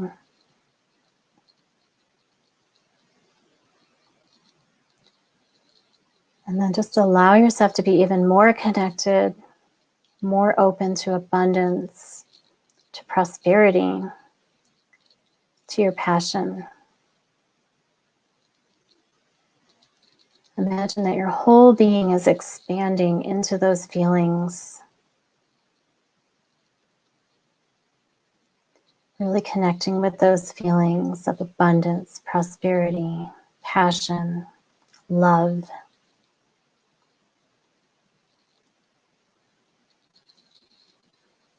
And then imagine out in front of you, you're seeing thousands and thousands of shimmering light bubbles.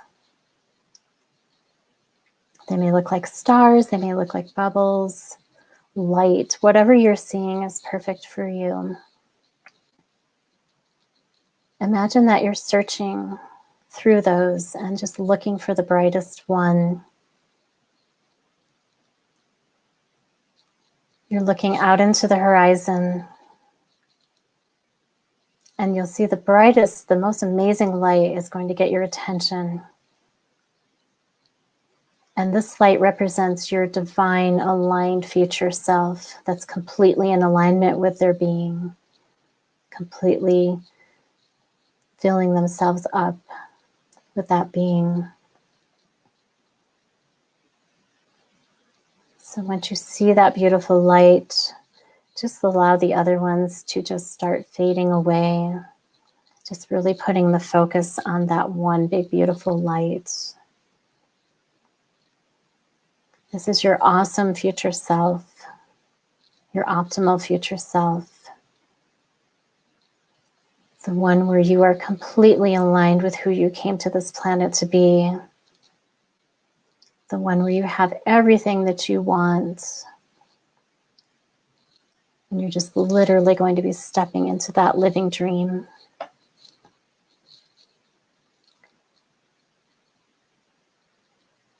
And just imagine that bubble of light is coming down to the center of Earth now. And is coming to greet you.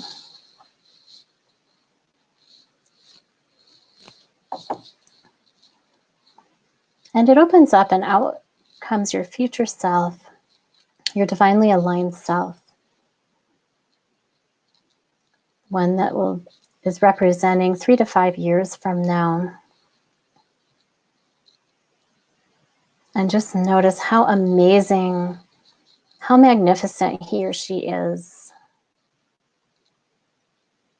This is you. This is the true you. the you that you came here to be.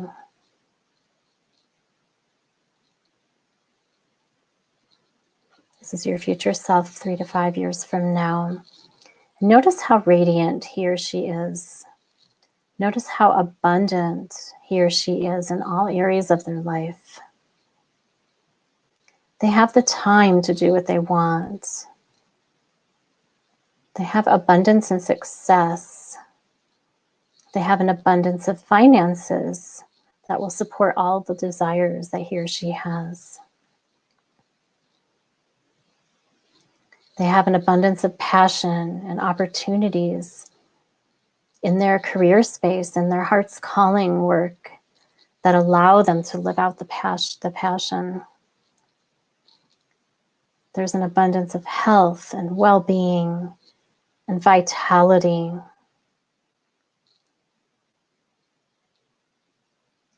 There's this abundance of connecting to themselves and to Source, to God and all that is. They feel this abundance of support from friends, family, people that they love, their partners, children.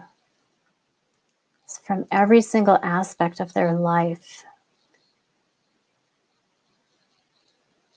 So what I'd like you to do is to blend with that future self. Just feel yourself totally blending, becoming one with that person. Fully taking on the energy of that person, feeling what it feels like to have that level of abundance as far as you can imagine.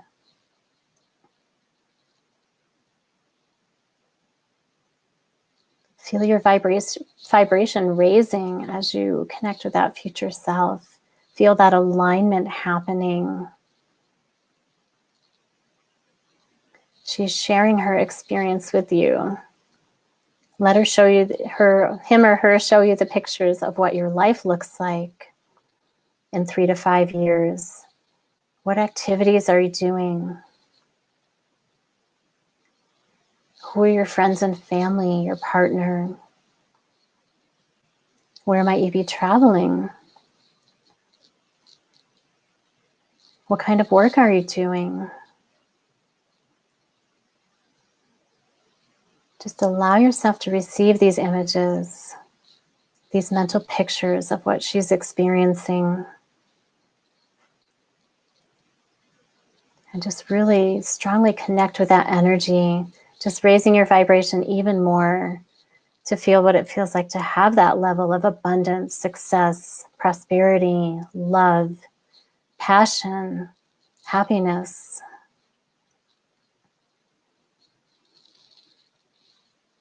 Just allow yourself to really bring in that energy into every cell in your body.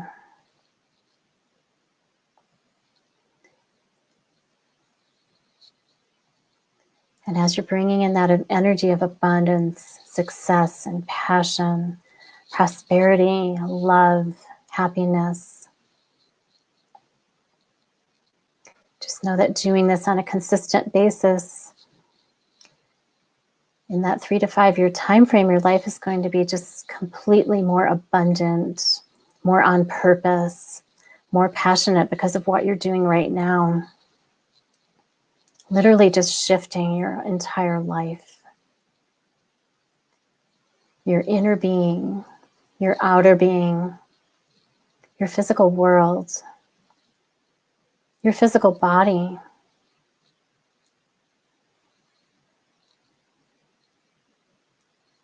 So now you see your future self standing in front of you, and she has an amazing gift for you.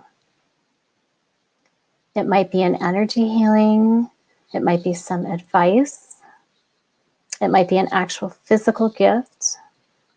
Just allow her to give that gift to you now. And just be open to receiving that.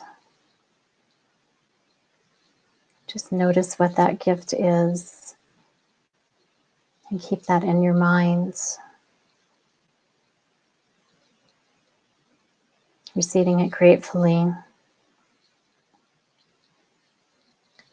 If she's giving you a physical gift, you can try to find something in the physical world that represents it. Maybe she's giving you a necklace with a heart. You can try to find a necklace with a heart. Or she's giving you a crystal.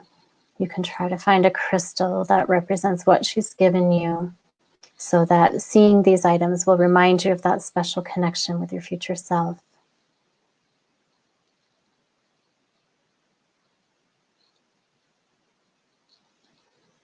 And once you've received that gift, just allow her to show you all those beautiful years ahead that you're ready to step into, all the beautiful energy that supports you.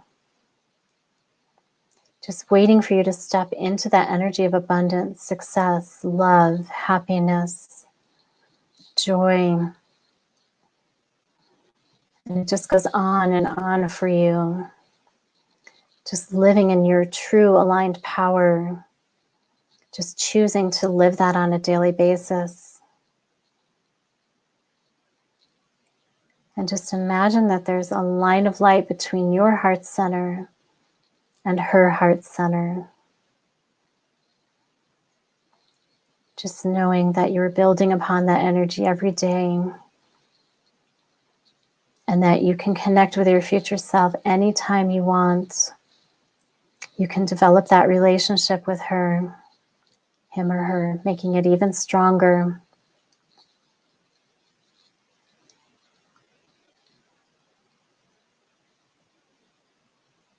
And then when you're ready, you can say goodbye to that future self. Just knowing that you can connect with her again at any time.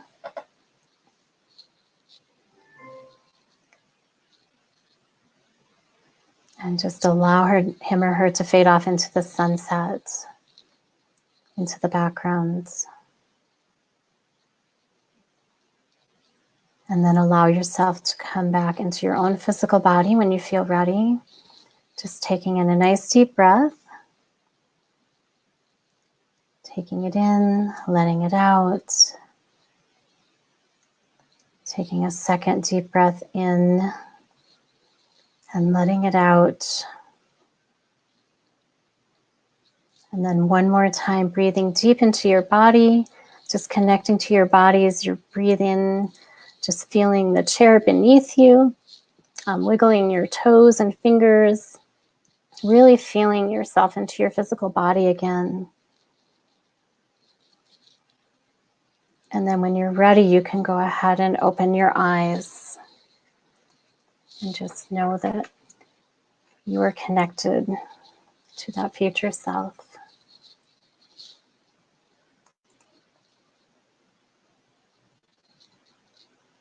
Let everybody come back to the world here for a moment.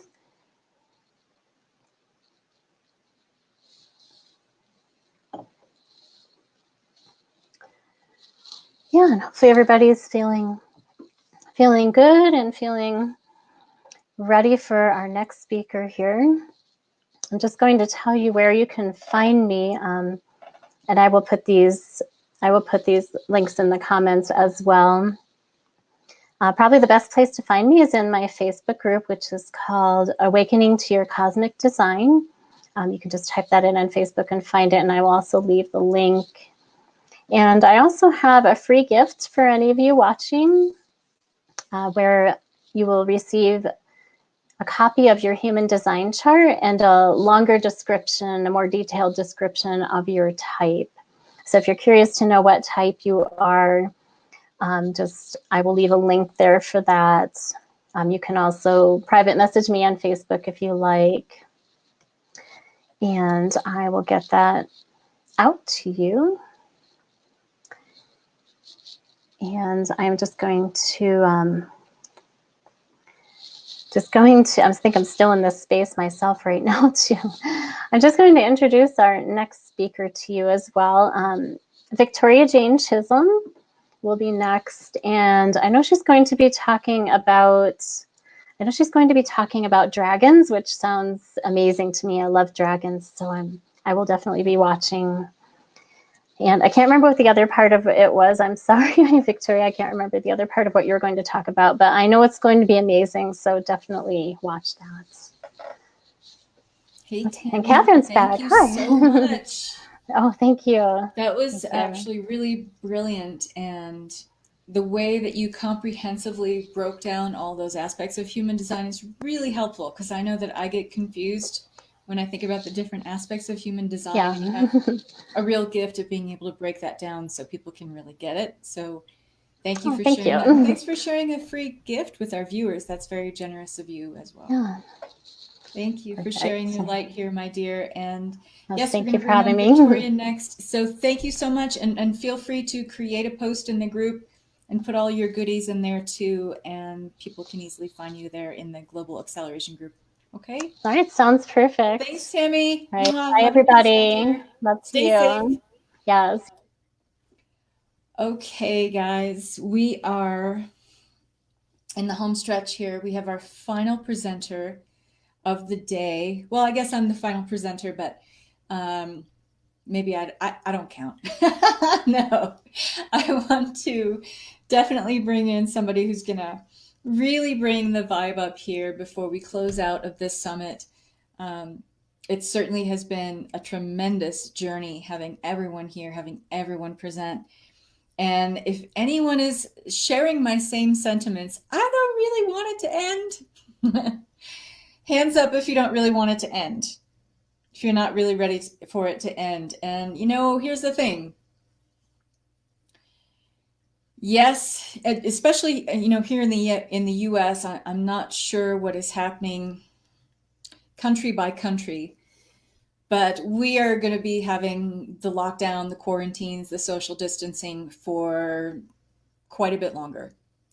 And so if we can occupy our energies with something that, again, we're not spiritually bypassing here, we're not sidestepping anything. It's important to feel your emotions as you feel them and process them responsibly. But it's also really good to understand that while all this craziness is happening, there's some really good stuff too.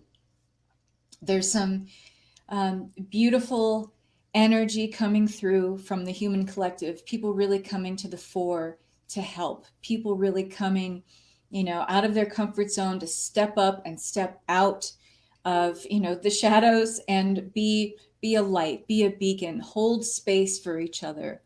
There are just as many incredible stories out there about people doing heroic shit on the daily. Focus on that stuff, guys, okay? Because granted, it's good to stay informed and to know and let it kind of trickle in what's happening in the world in terms of the bad news. But it's more important, I think, to put your energy on and focus on that vision you're creating for where not only you want to go, but where you want the collective of humanity to go. And if you are anchoring into the frequencies of people doing right, people being good humans, and training yourself, and we've got this kind of amnesiac quality about us where we've forgotten just how great the human race can be.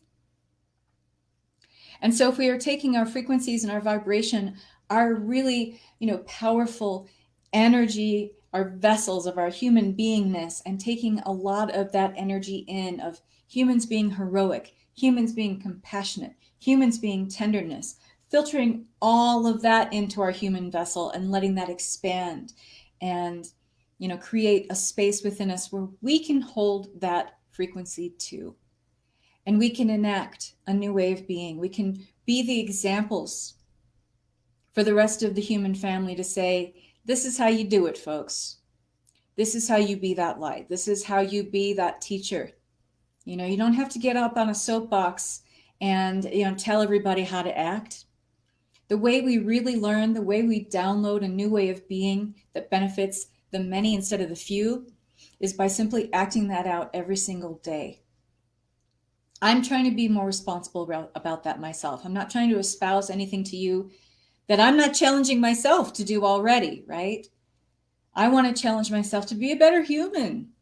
There's always room for improvement with that.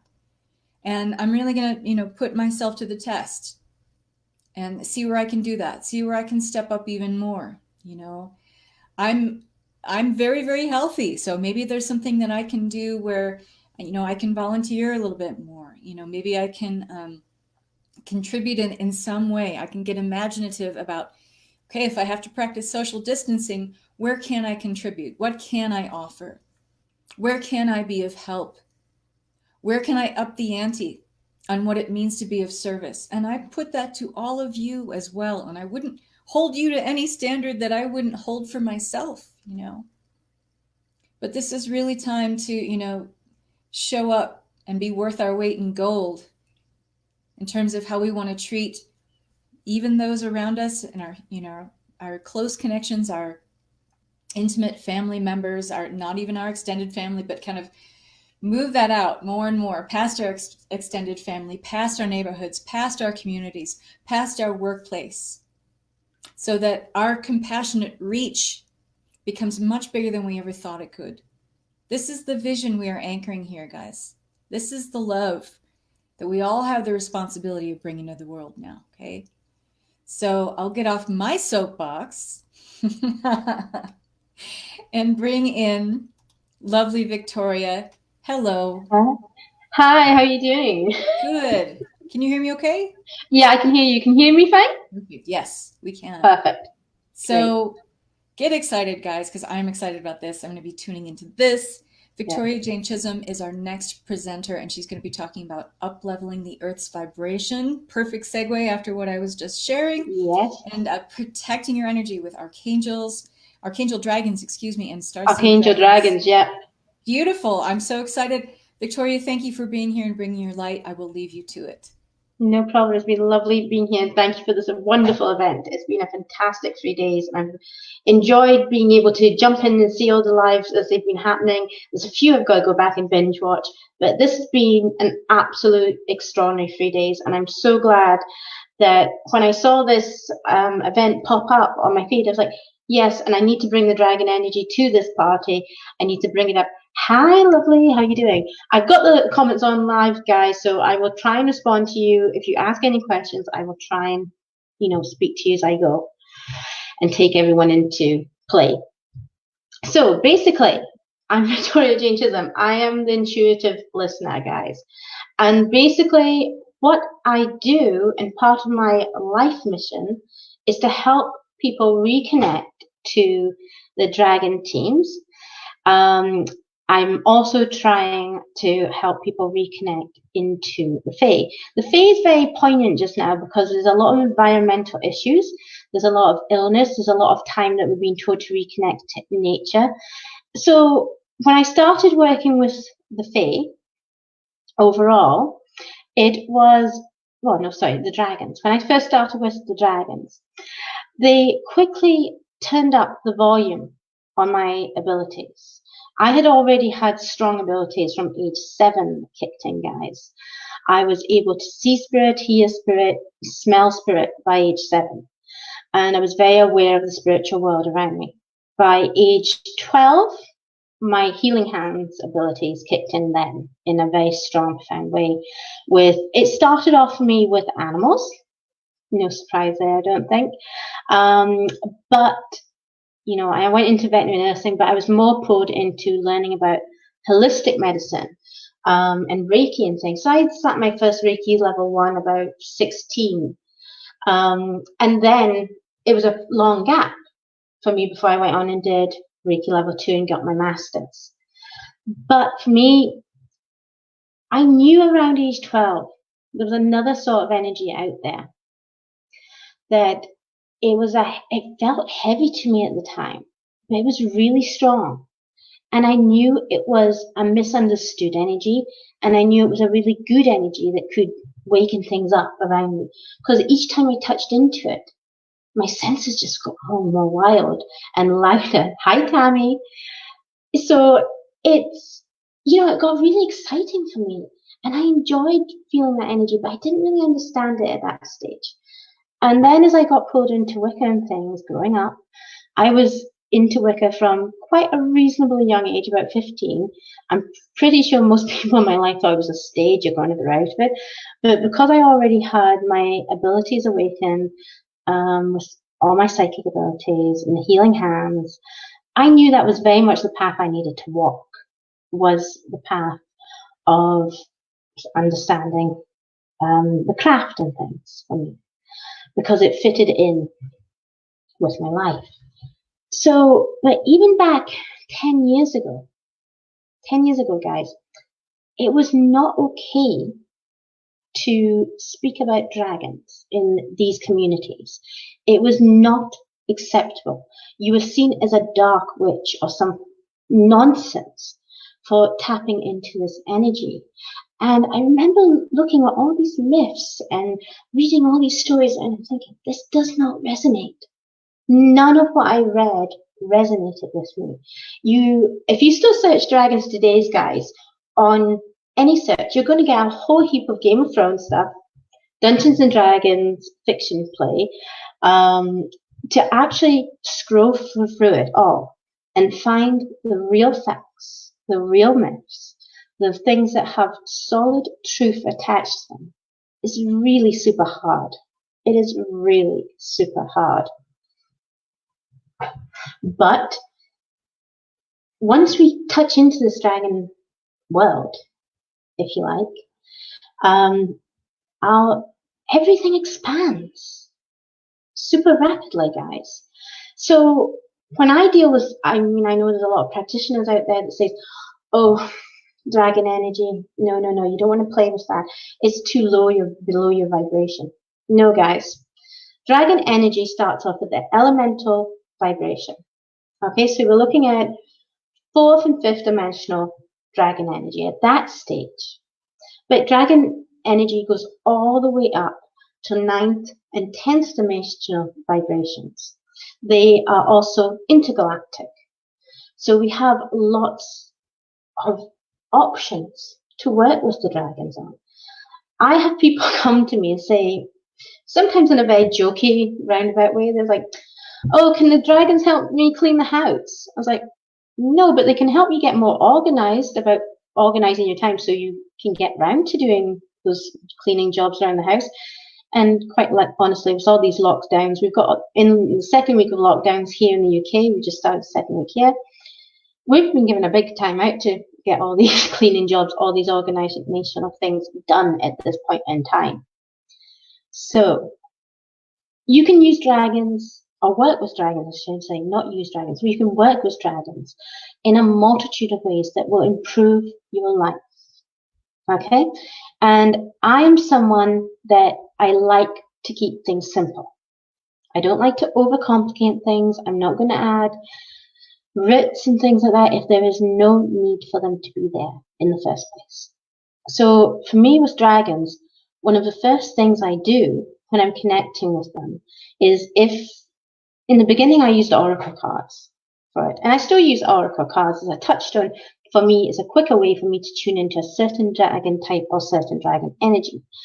But often I will just show up, and if I know the dragon and I know the purpose I need them for, I will just automatically speak it out loud.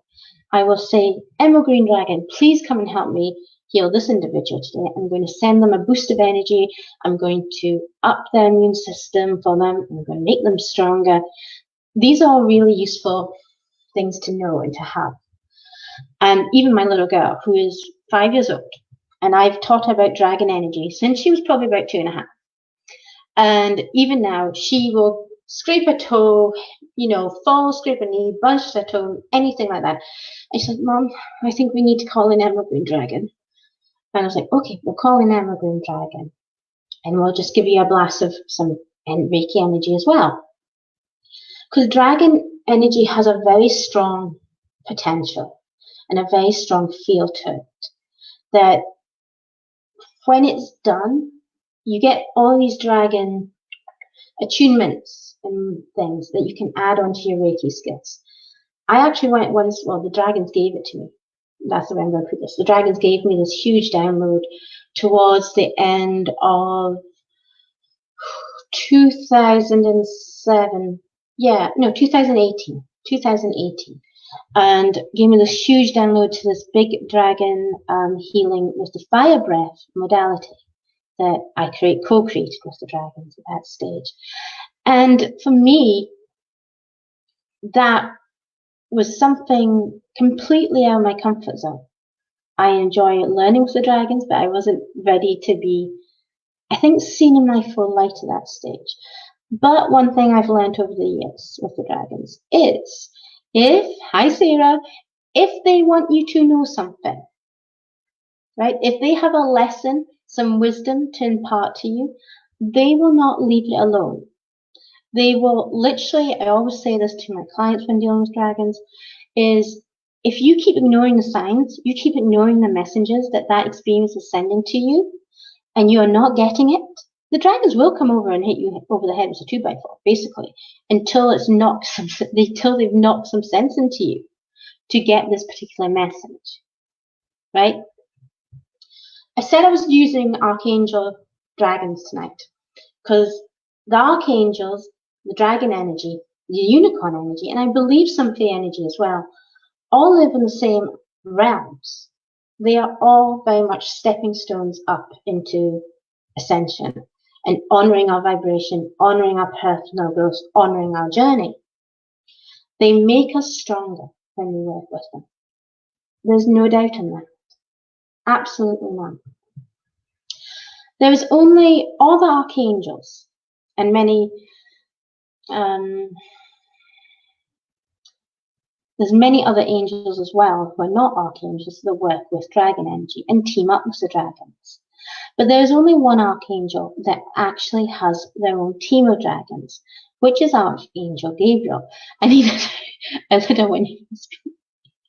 Or reach out to me then and I will easily help you for any dragon queries or issues I possibly can. Archangel Gabriel is the only archangel that has his own personal team of dragons. Now, when we think of Archangel Gabriel, I know I always went to communication.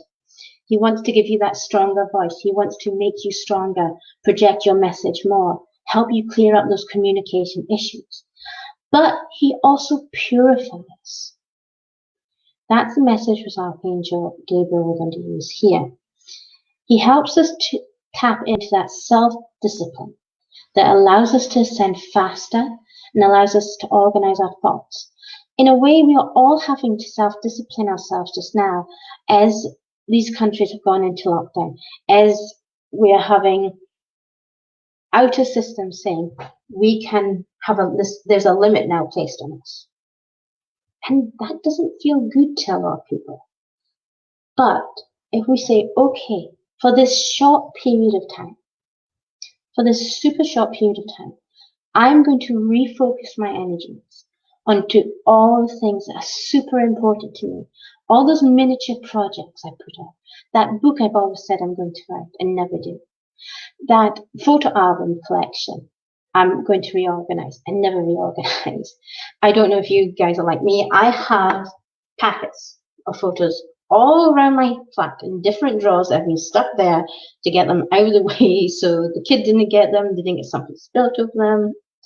I was like, yeah, half empty photo albums kicking about. I was like, okay, during at some point this lockdown, that's getting done. And I'll probably get it done in the next few days actually, because my little girl likes to help with that sort of thing. Right? He is great at adding that self-discipline into play. He's great at helping us detoxify our minds, also our cords, cutting the cords even, which is more an Archangel Michael job, but Gabriel approaches it in a different way. While Michael cuts the cords away, Archangel Gabriel shows you the cords that are no longer working in your favor and helps you cut people out of your life that are not serving your highest good. Even if you think they are a mentor that you've been working with for years and you no longer meet on the same wavelength, they will help you see that. They will help you know it's time for you to grow into the next stage of your journey without that individual. And there doesn't need to be any nastiness over partings or anything like that, because the dragons overall are fiercely loyal to each other, like fiercely loyal to each other, and they're very protective over you. And if they are choosing to work with you, and notice I'm saying choosing to work with you, I don't mean the dragons will ever not answer your call, because they will always answer your call. And we all have dragon teams, and the smallest dragon team can be as little as 6 dragons to one team. But dragon teams can be up to about 38 dragons in that one person's team. Why is this? Because if you've got an elemental dragon, they tend to come in teams of 4 or 5 at any stage to help you with one purpose. Okay? But if you have a higher up dragon that's on the 9th dimension, they tend to only come as a 1 or 2 person or 2 dragon unit. I was away to say 2 person unit there, but that's not quite correct. So they will work on that. Archangel Gabriel's team, he works in teams of 3. Okay? As I said, he detoxes the soul, the timelines, the mind, and the body. And one of the things I wanted to do with him tonight was to help him detox the fear in the collective right now. So as I'm talking, I want you to all just imagine in the back of your mind, if you can, Earth, just the planet Earth, just the globe. Just focus on it for a second. And I'm going to ask Archangel Gabriel and his dragon team to go to all 4 corners of the Earth and surround it. And the dragons were originally the ones that lay down the ley lines, or dragon tunnels and dragon communication rooms back in the initial days. That they were the workers for setting up these grids, setting up these protections, setting them up so we could communicate and call in the star beings and things. But also for us to tap into the Earth's energy, the Earth's core. Dragons have very environmental energy. You have your fire, your water, your air, and your earth dragons. So right now, what Archangel Gabriel and his team of dragons are going to do is they're just going to fly around the globe right now. And you might see some of the team moving slower than others, and some of the team going quite fast.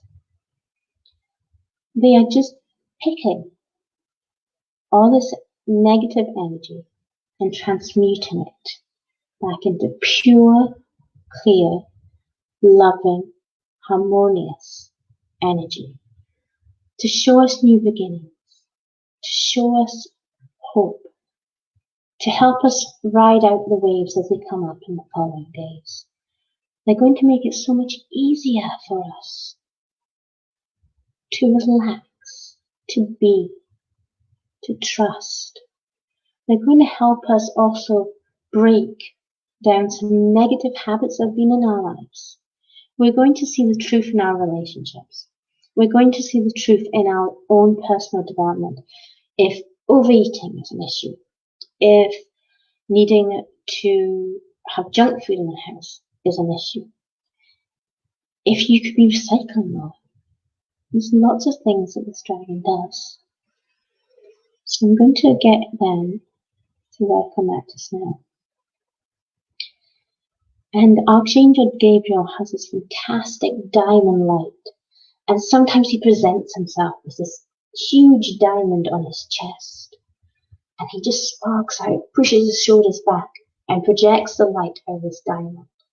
So it shines, it illuminates, it reflects. But when we have this light illuminating out of it, it just projects pure, fine, white light. If it touches anything negative, it evaporates. It evaporates, and it can only be turned into positive, light.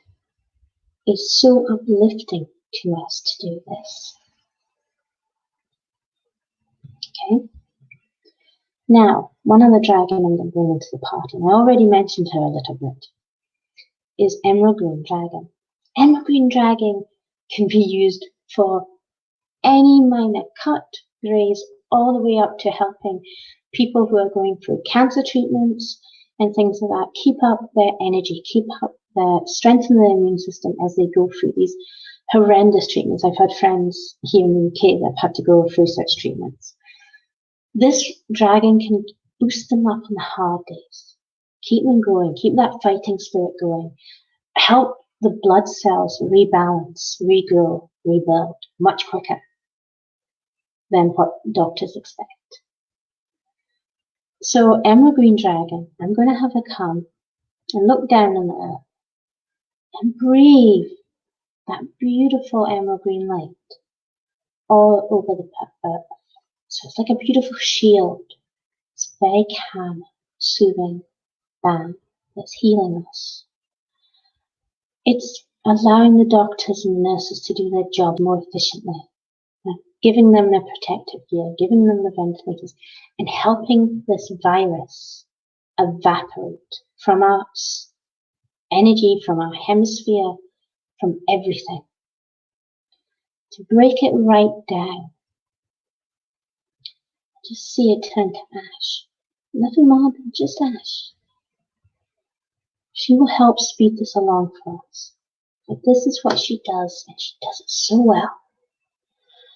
She's got this very sweet, mothering, caring energy to her. But she's a warrior as well. She will fight to help us be the best versions of ourselves.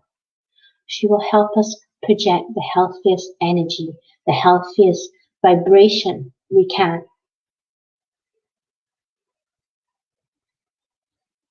She will help the sick either heal completely, or if it is their genuine time, ease the transition. Because we can never fight Mother Nature. If it is our time, it's our time. But we can make sure we don't suffer when it's that stage. But she brings this fantastic, soothing, calming, relaxing energy as she purifies us and purifies this virus out of our hemisphere. One of the pretty additions that the Green Dragon has is she is great for helping us create and call in abundance. Now, with all the people around the world losing jobs or feeling uncertain about these times, stock markets taking crashes, everything, there is no greater stage than she can bring in for us and help us with calming our minds, calming our hearts, to help us see and create bigger abundance for us all right now. But this can be abundance in our communities, like volunteering, like finding little ways to uplift our neighbours. We can't always be with the friends and family we want to be, but we can help the communities right here in our buildings, in our street. There was a very positive story over here in the UK news tonight of a little neighbourhood that is going outside their front doors every evening. They're not stepping off their front door steps or anything. At 6 o'clock every evening and having a little sing-song. And this is something that is uplifting, singing, dancing, all these things. They uplift our vibrations. So they're uplifting the community vibration, the personal vibrations, and the earth vibration by doing this. Also still social distancing, all that's being followed. But they have created a more abundant, caring mindset in the process. So Emerald Green Dragon, where we're calling in all this healing, beautiful, loving energy, she will also help you call in this absolute fantastic abundant, hopeful, positive mindset as well. I love working with this dragon. I probably call on this dragon at least 3 times a week with different little things that goes on in my household. Normally because of the kids sometimes. But she even calls on anything. Right. Like I was saying before, dragons help for all purposes. We have, if you can imagine our planet out in our solar system, there's a dragon to match it. There's a dragon to match you, call in the right people into your lives. There's dragons to help you find the right mentors in their life. There's dragons that can help you find your soul family, your business track in your life. There's dragons that I work with, and I have seen many healers work with, and they just don't know what to call them. Dragons that come along and help us heal to depths of healing we've never felt before. So I call these guys fire dragons. I call them fire air dragons. Fire air dragon is absolutely amazing, guys, for creativity. Helping us flow through the difficult obstacles of life is something water dragons also do amazingly well. I teach people in my masterclasses how to use dragon energy in everyday situations, from activating, well, I've got my water bottle here, putting your hands around a water bottle and choosing the dragon in your mind's eye that's best suited to your purpose, and imagining that energy going up the water bottle. And when you do that, if I say I'm doing that with Silver Lunar Dragon, okay, I can activate light codes in my body, myself, to help me soar through and improve my gifts and improve my expansion. I can then go on to tune into new energies, be guided into new experiences. But also, I keep making my body healthier. Not just by drinking the water, but infusing this energy into the cells of my body. Can make, it's always that saying, wiser, stronger, truer. You know, when we work with the dragon's energies, we expand all the time. They will not let us stay in the same place. They will not let you stay in your comfort zone. If you have more to give, they will make sure you get to that place that you are giving it without knowing the full impact of your words, the full worth of what you're giving. If they have said you are a leader and they want to make you stand up, they will make you stand up. When I kept hearing the phrase Dragon Queen being whispered to me by the dragons, I was like, what are you guys on?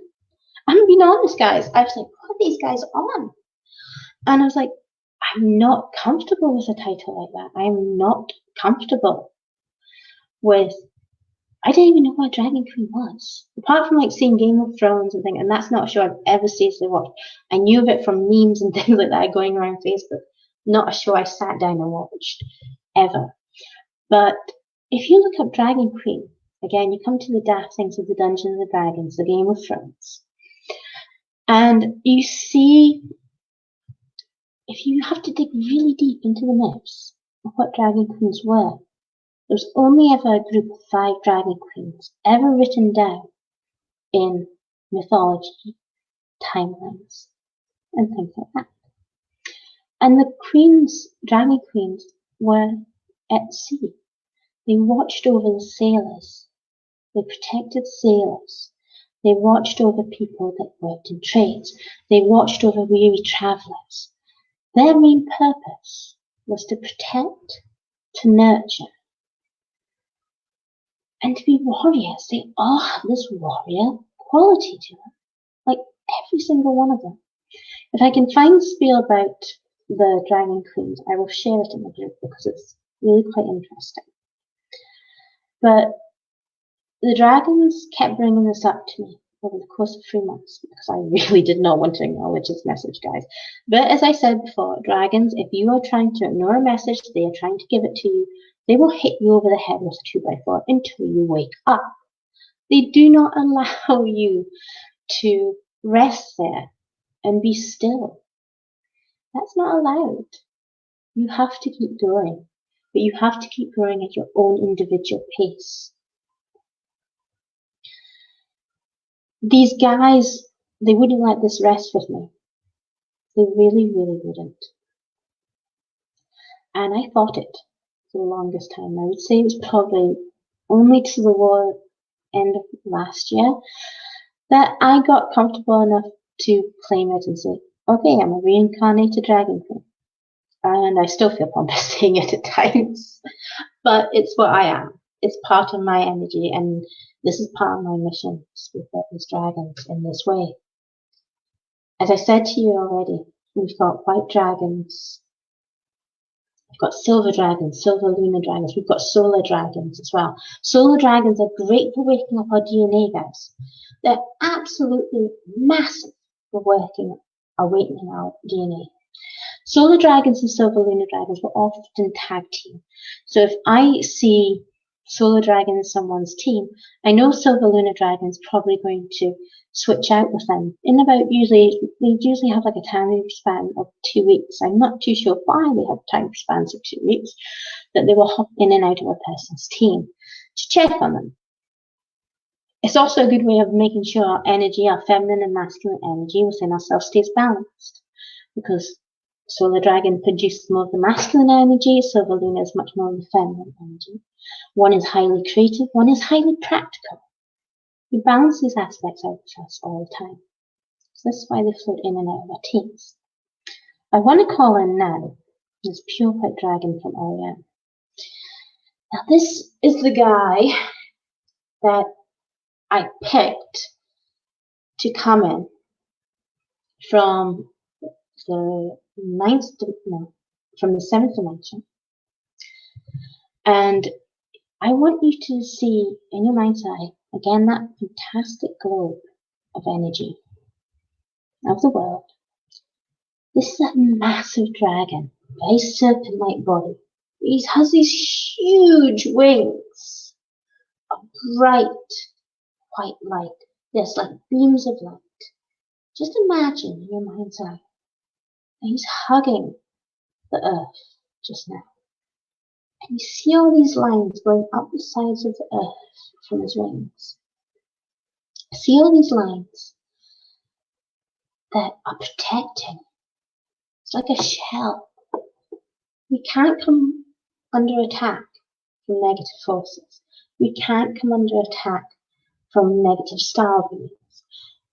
This is so rock solid a protectional grid, and really gets into the core of Mother Earth.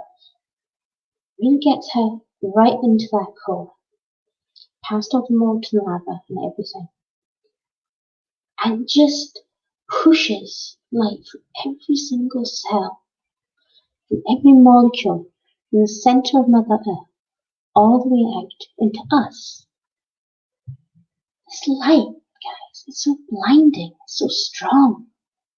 Nothing can penetrate it. We keep pushing this light out. And this dragon is bringing up ascension knowledge that we have forgotten in the cells of our being, and pushing it out of us into pure wisdom, pure light, calling on all light workers, all healers, all intuitives to step out and use their own wings of light to grow and expand right now. We have been called on to act from our deepest, rawest truths, to act from the most honest, authentic parts of ourselves, to the most honest places of ourselves. We're being called on to spread our message, to spread our energy, to expand our expansion across the globe. So he is here today to activate this light grid of protection, to completely energize the Earth's core, energize us, unlock those hidden chambers of ancestral knowledge, of ascension knowledge, and make it easier for us. Make it easier for us to be our most authentic selves, to speak our truths at all stages. Okay? Now, if you can just feel the energy that these 4 dragons, got 4 Archangel Gabriels, We've got emerald green dragon doing her thing. And we've got in this pure white dragon from earlier as well doing his thing. Right? You feel your hands tingling, your arms, your shoulders wanting to stretch and expand. This is the start of dragon energy coming out. Dragon energy is super strong, guys. Quite often, if you're not used to it, you might feel tired. You might come off this call tonight and you feel really tired, like you've lost a lot of energy. You've lost a lot of baggage, like I always say. I have very few rules with working with dragon energy, very few. One is make something simple. Make sure you drink plenty of water. It flushes out your system, it keeps you clear. Second, if you are doing any healing work with dragons, and the person you are doing healing work on is pregnant, unless they're in the last trimester of the pregnancy, don't do it. Unless you're working with the elemental dragon energy. That's the only time, because dragon energy will affect our DNA structure and our light codes, that it can cause mishaps with early pregnancy. So it's always, when I'm training my healers and dealing with my healers in my workshops, I'm very honest about the fact that when we're dealing with dragon energy and pregnancy, we don't do it until the end of the pregnancy, where possible. And we never go over the elemental line. If we start pulling in dragon energy that is 7th, 8th dimension, 9th dimensional, it's a really strong energy, guys, and it is working at the cells of our being. Okay? Okay, I want to end up this and calm this vibration down a bit and add a bit more playful, because dragons are really playful. That was the other rule I was going to say. Never sass a dragon. Okay?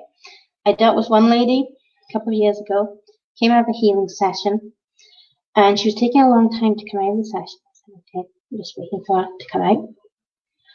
And she had been feeling frustrated over certain issues in her life. And she turned to the dragon that had brought her back to reality and said to the dragon, in a bit of a haughty tone, when am I going to see results? When am I going to know the truth? When am I going to see results? And it wasn't done in a friendly, approachable manner. It was done in a really sassy manner. So the dragon immediately gave her a result. She threw up a lump.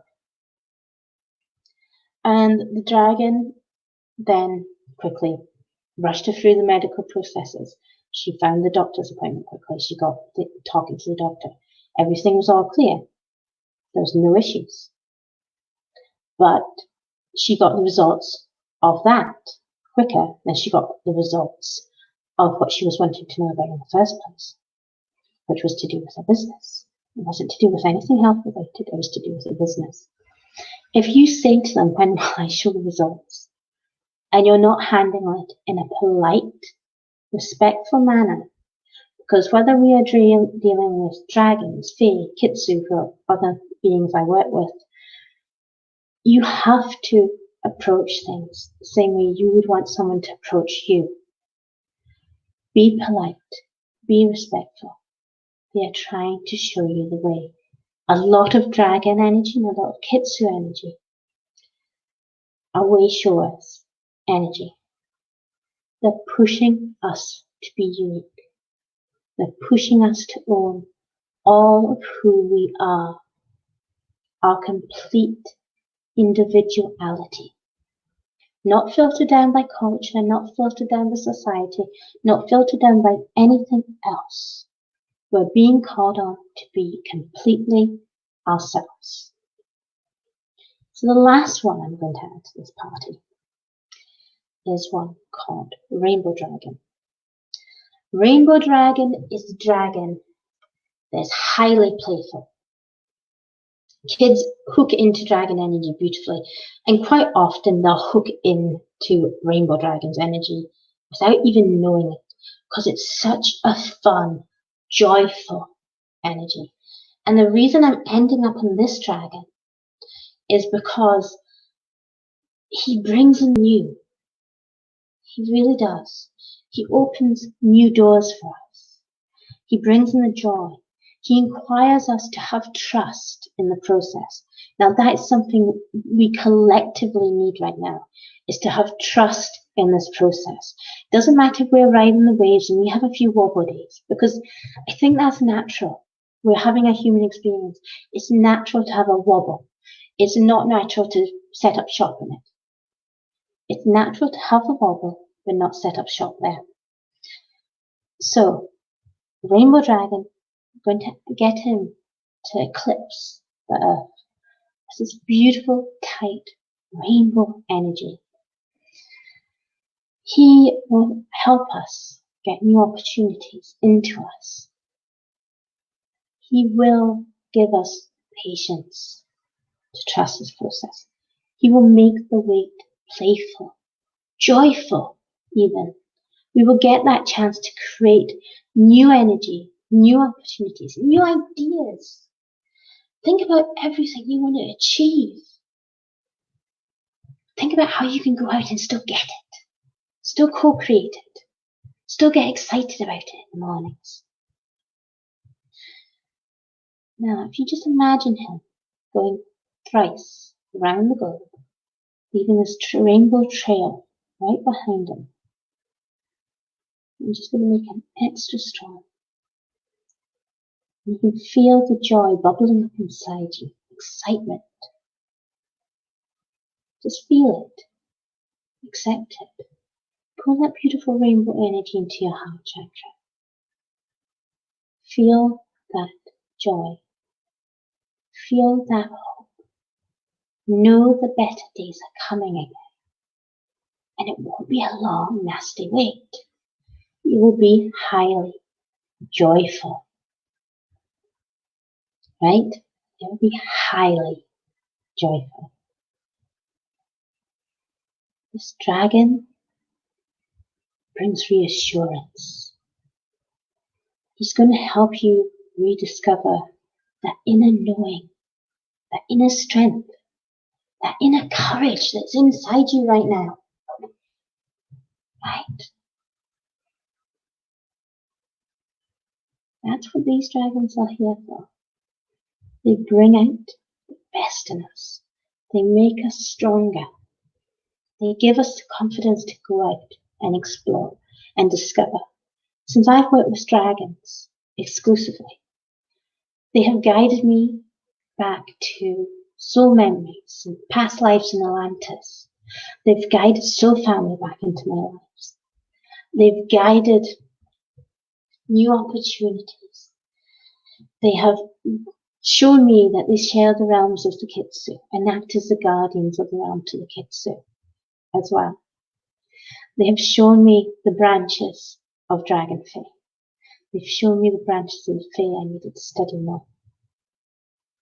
They open up our eyes and take us these wonderful, exploring, powerful ways, powerful routes, and show us what we need to know.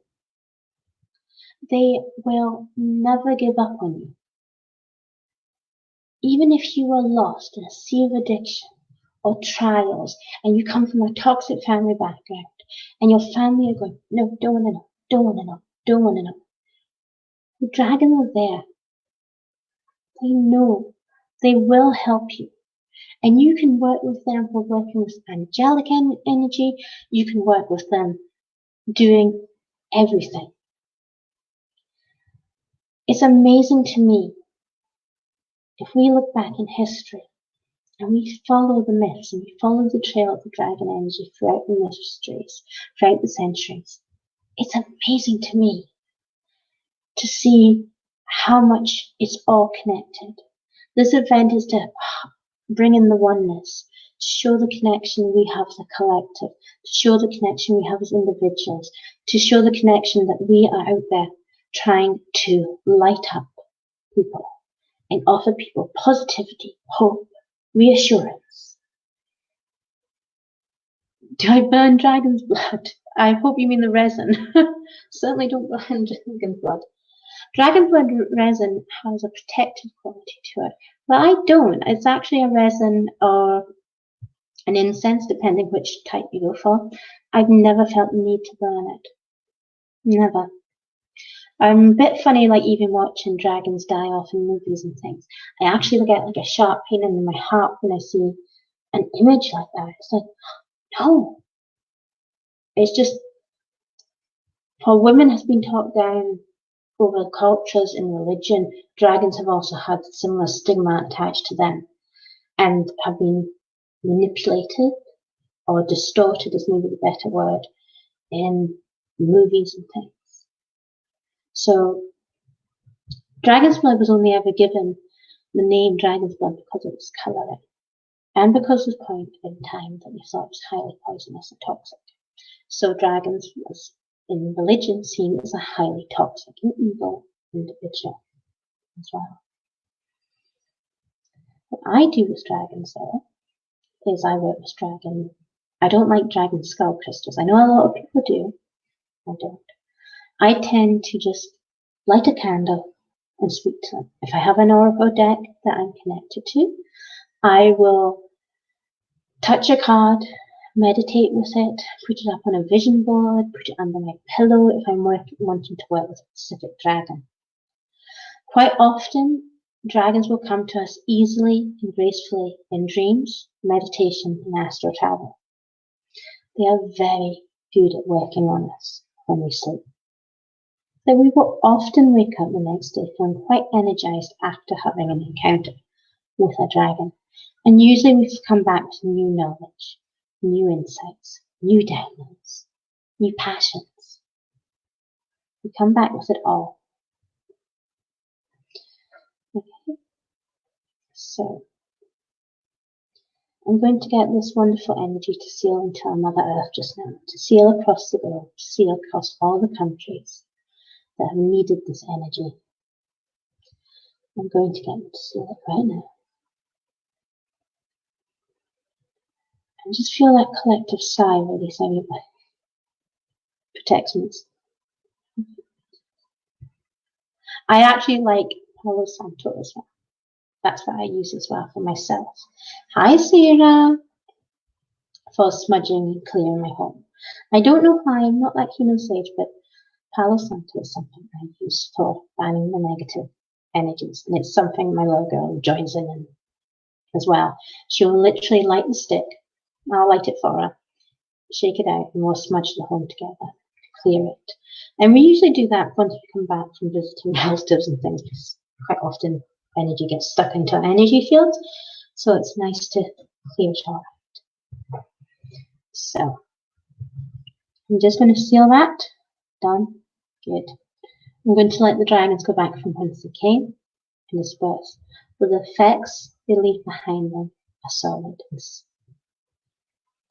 As I've said throughout this, I do different things with dragons. I'm very connected to the dragon energy. But they've also guided me to offering masterclasses and things over the last couple of years. And I talk about many different topics. And I talk about things. Hi, Maria, you're welcome. I talk about things that often other people don't. Other people won't want to speak about they want to overcomplicate dragon energy.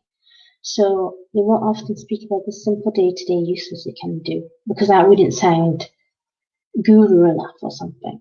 Nonsense. But I love it.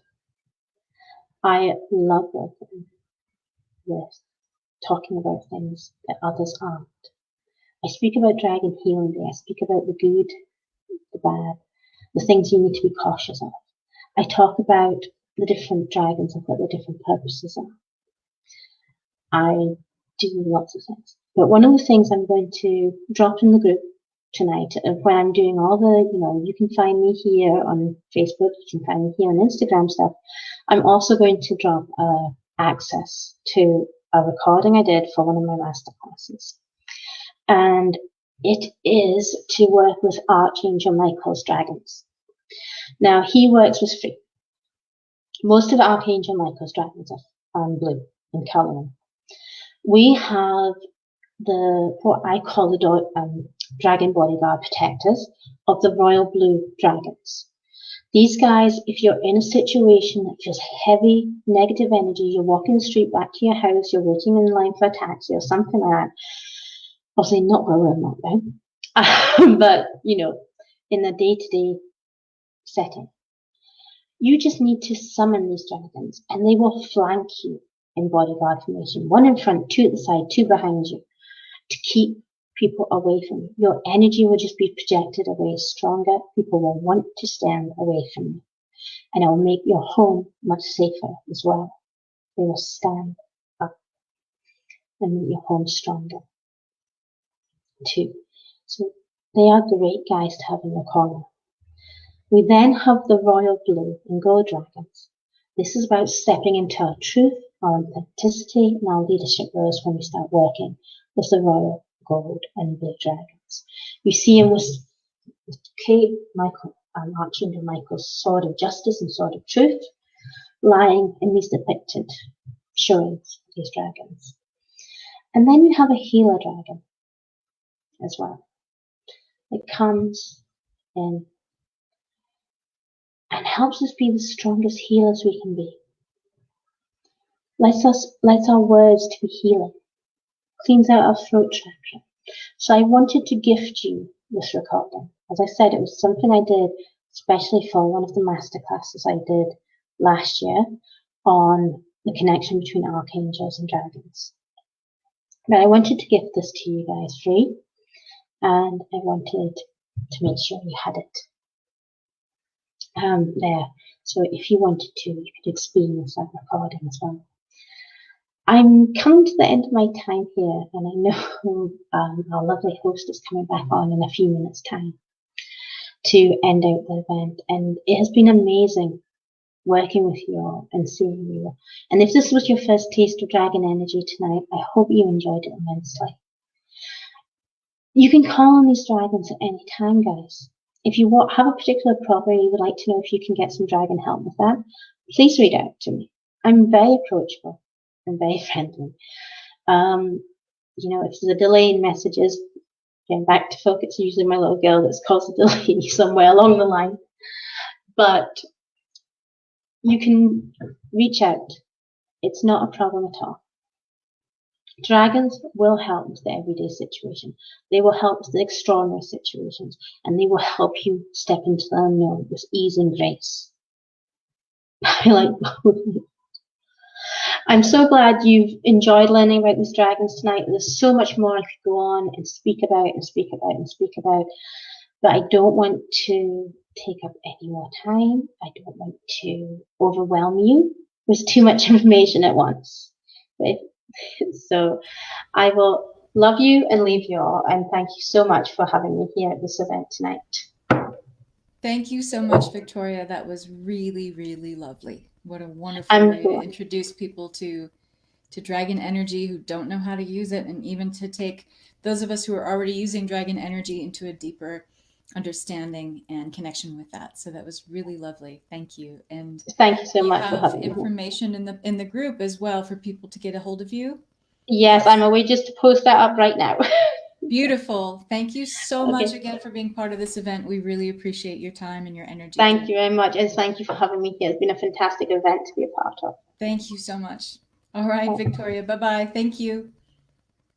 So that was really lovely. I was kind of listening from the sidelines here as I was getting ready to close out the event here, and a nice way to bring the energy up and bring in the dragons, which is fantastic. Those of you who don't work with dragons, you're kind of missing out. They're such wonderful beings to work with. I have two that I work with specifically, and they help me with so many things. And they have names, but I won't tell you their names because that's between me and them. But they really help me a lot with specifically DNA activation and restructuring. I'm always bringing them in. They always help me to bring in nuances to what I'm doing that I don't usually think about, I guess, and help me to bring in a level of protection. I mean, I'm always working with a lot of very protective beings and entities, but dragons bring in a really kind of special level of protection when you work with them, and they're fantastic. So that is it for our guest presenters for this summit. I can't believe this has been 3 days. It's all just kind of flown by for me. It has been, it's required some work for me behind the scenes here, but honestly, you guys as the audience members and you folks who stepped up and presented, you have brought so much to the table here that made this seamless and graceful and easy. I only had to, in this whole time, even opening up this Facebook Live to my Kathryn Massell Conscious Creatrix page, which is public, I only had to kick one person out for being naughty. And I caught that comment right away, so it didn't distort our energy here in the group. I don't know if any of you guys even caught it, but I was paying attention to the comments pretty much throughout this whole thing, and that particular person got the boot with a quickness. So it's been absolutely wonderful to have all of you audience members engaging to the level that you have, commenting and supporting all of our wonderful presenters and asking questions and sharing your revelations and sharing your personal experiences too. I know sometimes that can take some bravery to put that out on Front Street. So, hey, I appreciate all of you guys for that. And what can I say about our presenters? I mean, what a gift to have so many people come together in such a powerful way, sharing the best of what they do, sharing their mastery of their craft with us. I'm blown away, you guys. I am blown away. I had a couple moments today and yesterday where I just started crying tears of gratitude, because I'm starting to get it a little bit now, but I'm not going to cry because it's one of those things that makes you realize just how wonderful human beings who are playing at the top of their game, the top of their human beingness game, how much that can bring to the world, how much that can really add to our human journey of evolution. We are evolving beings. There is so much actively happening as an undercurrent to all this COVID-19 coronavirus madness. Underneath that, there's the undercurrent of something really, really special taking hold here on this planet. It is happening. We are in the thick of it. We are smack dab in the middle of the new birthing of a new way of being, a new paradigm. Paradigms are shifting right now. We have old paradigms, old timelines collapsing right now as we speak. As this energetic void takes hold, what do you want to take its place? It is your job as a custodian of this Eden. And yes, planet Earth is an Eden, and we are starting to rebuild that original Eden template of the Earth in its most pristine form, the Terra Earth. We are rebuilding this. It's our job to be custodians of what that vision is and to hold the light, anchor the light, ground the light of what that's going to be. And how do we do that? We start acting like this is the way it is right now. And I know this is, no small feat. It's no small task. I'm not asking you to turn a blind eye or pretend, that there isn't hardship happening. There is. But the more we hold the light, the more compassion we can radiate outward for healing and for bringing in the timelines of all the new earth goodness that is taking hold right now. So what's next? Well, we can't just leave it there, people. We're not going to. So those of you who don't know who I am, you're not familiar with my work. I do a lot of work around time, timeline healing, time bending, collapsing time, merging time, streaming time, working with Ascension Timelines for sure, but also working with the ancestral timelines that you're holding in your DNA, that you are holding in your genetic legacy. So we can heal the past from that. We can heal our DNA in the present and in future timelines of those who will hold the DNA legacy after we're gone. We have abilities to heal that in timelines.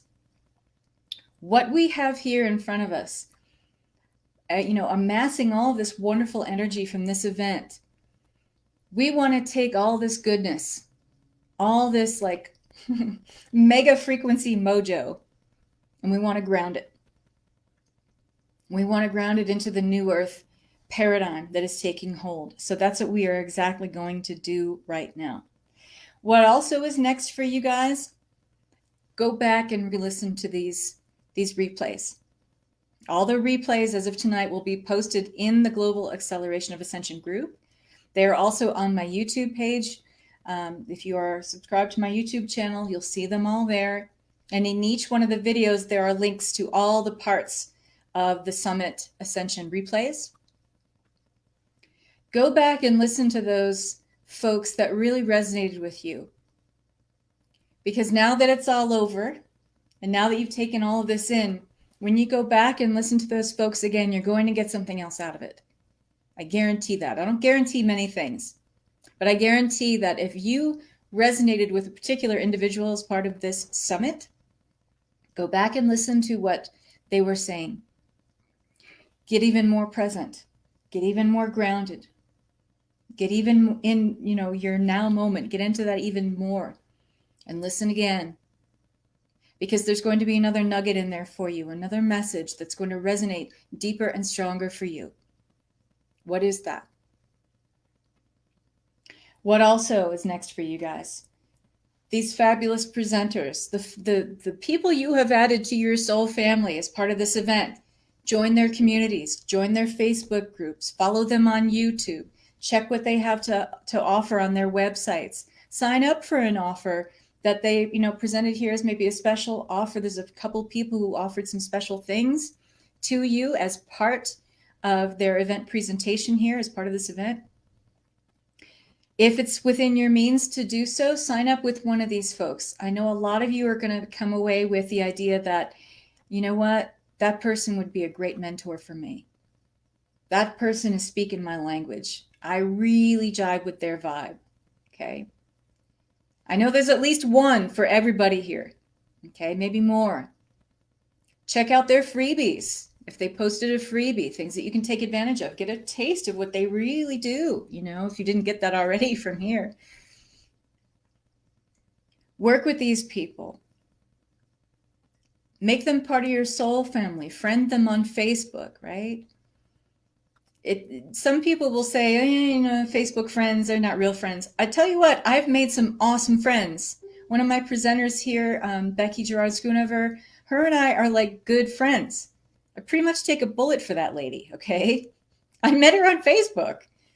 I can say that about more than a few people here. Samantha Bearden, my friend and mentor. My God, I love that lady to the ends of the earth and back again. These are, these are times where, yes, we can kind of gloss it over and say, yeah, we can be part of this global community, and it can be as superficial as you want it to be, or it can be as profoundly deep and special to you as you want it to be. You get to decide, okay? So many blessings in the mix. Yes, there's so much to learn from everyone. It was beautiful. I know I'm going to go back and binge again. And thank you for Richard Luminous Melchizedek for sharing. Yeah, a lot of you guys shared this event, and that's been absolutely amazing. I mean, we are over 500 people in this group now. We are 516 members in Global Acceleration of Ascension. That's awesome. I know you guys are also hungry for more. So what also is next? The beginning of Victoria's talk here today. I asked for a show of hands, who's not ready to let this be over, right? So what I've done is open up this week here in the group for 12 presenters to share their live presentation of what they want to talk about, spiritual teaching or practice or healing that they want to share with the group. I've opened it up to 12 people. As of right now, it's called Post-Summit Presentations Sign-Up Sheet. And I think like 3 people have signed up so far, I think. Where did that go? Did I not save that? 3 people. And there's going to be more. So that means there's 9 spots left. And I'm actually going to add this in real quick for Caitlin, because I don't think I followed my own advice and saved it or published it.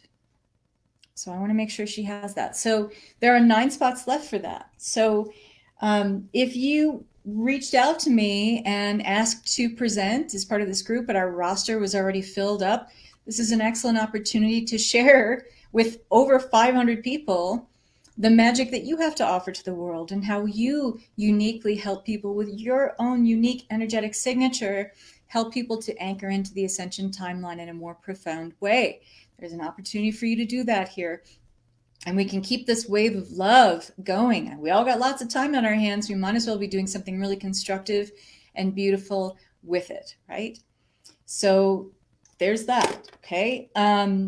If you're feeling down this week, if you've got, we are going through a major peak in what is happening with the false ascension timelines, the machinery, the artificial machinery that is driving a false ascension matrix that is taking us into descending hubs of consciousness that takes us away from our human divinity.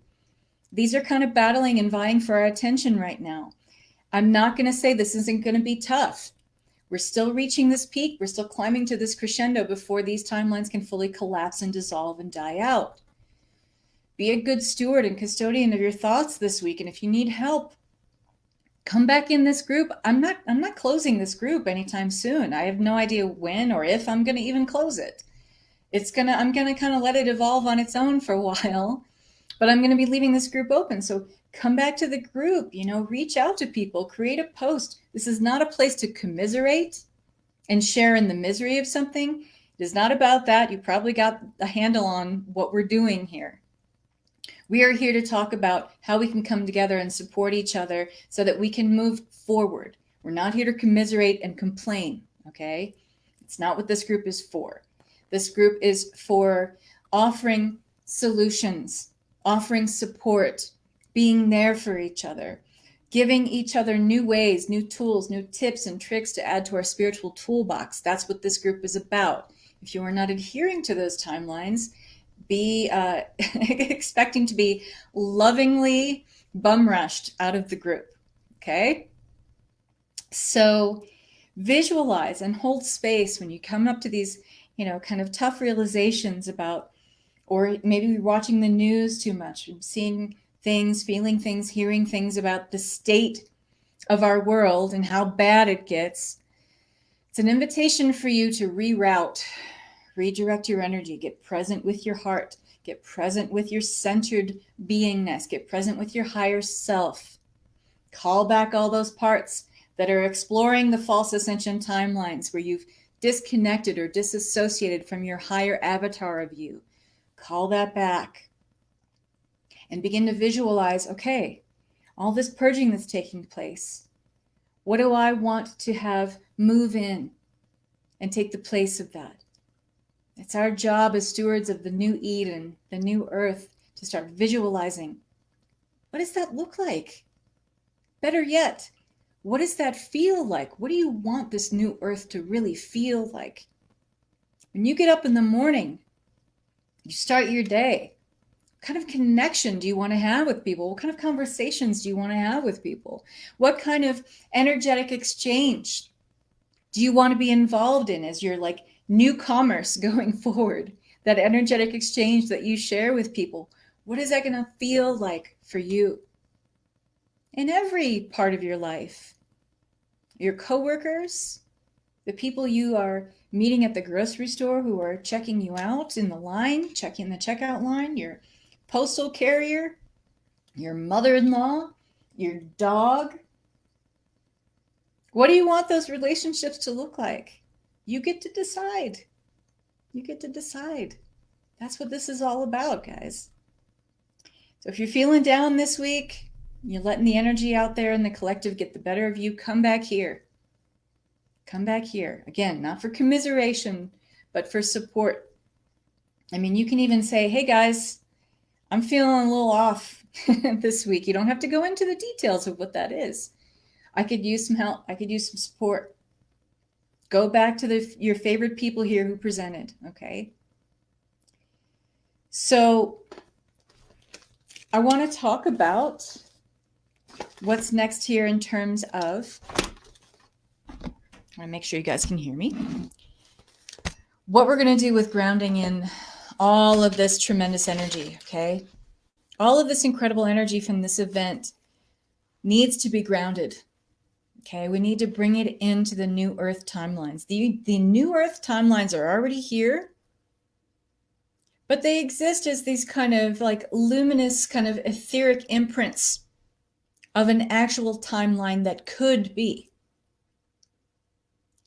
And if you want to know something about the basis or the foundation of timelines, timelines exist and take hold of reality to the degree that we are funding them with our energy. Now, we all have individual timelines that we're working off of. You could be working on your timeline that's aligned with your God choice, which is what is you're investing, you're funding your energy, your thoughts, your feelings, your behaviors into what is highest and best for you, happens to coincide with the highest and best for all, and with the least amount of resistance for all involved. Those are the God choice timelines. Okay? I'm so sorry. I have to go to the door, I think. No, that was my doorbell. I'm not going to answer it.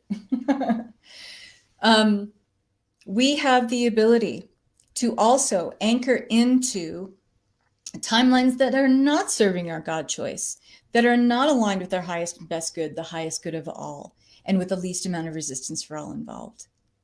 So on an individual level, we can be funding either one of those timelines, okay? And there are actually different octaves of those timelines, different offshoot timelines, if you will. But then we also have collective timelines. The collective timeline that is pervasive right now is the COVID-19 timeline. But, and that is actually a very active timeline because so many people as part of this human family are funding this timeline with their energy, right? So it feels really real, really tangible, really practical.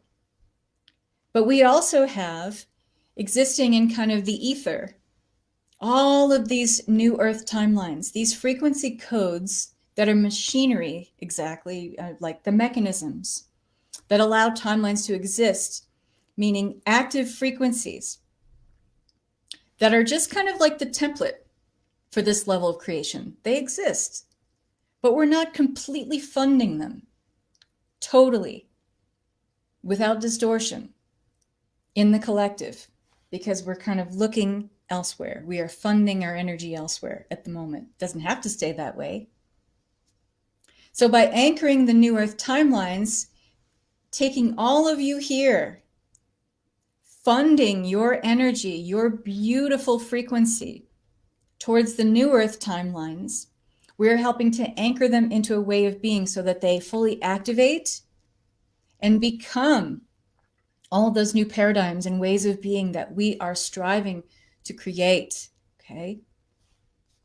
We have the ability to restore full integrity to our Ascension template and start manifesting our reality from that core level of creation, which is highly preferred for all. Why? Because it's aligned with the God choice. It is aligned with the highest and best good for you, the highest and best good for all, and with the least amount of resistance for all involved. Okay? So we're grounding the new Earth timelines. And so I'm going to take you into an exercise of grounding into your 12D Merkaba. So when we do this work, when we do timeline healing and timeline work, it is vital that you are grounded into and are working from a very highly supportive base of or foundation guidance level. Okay, so the 12D Merkaba is aligned with your unique energetic frequency. When you activate your 12D, 12-dimensional Merkaba, you are working with 12 different dimensional translations of time. You are working with 12 different dimensional translations of being that are ascended, higher, elevated consciousness levels of being. And you are doing all of this from a place of being highly protected, highly supported, highly guided. This is really important. And when you are in your Merkaba, it aligns with your unique energetic signature. So no one else can mess with it. It's like you're in the biggest, baddest bubble of protection you could possibly be in. So any negative alien agendas, any beings of lesser integrity, unevolved beings, entities that have negative frequencies. They can't attach to you, okay? And no one else can program your Merkaba. That's why it's so unique to work with a Merkaba every time you are doing deeper or more spiritually advanced healing or upgrading of your energy, okay? And we're going to, from the 12D Merkaba, anchor into the galactic time grid.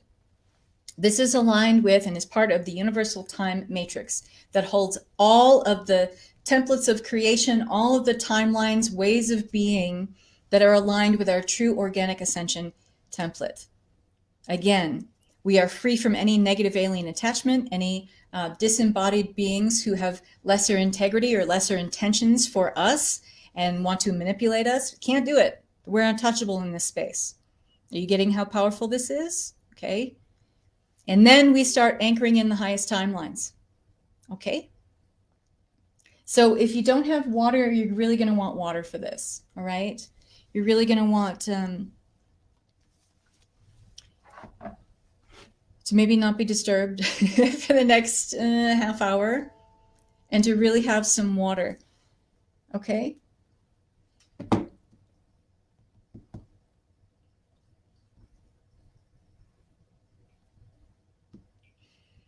Get ready.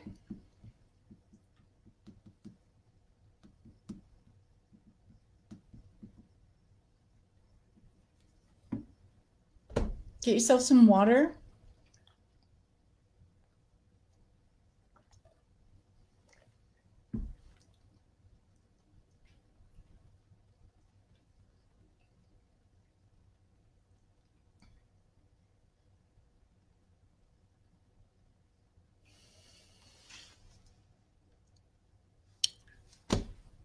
Find a place where you're not going to be disturbed. I would prefer that you guys be seated with your feet flat on the floor. Okay. And just kind of connect with the breath.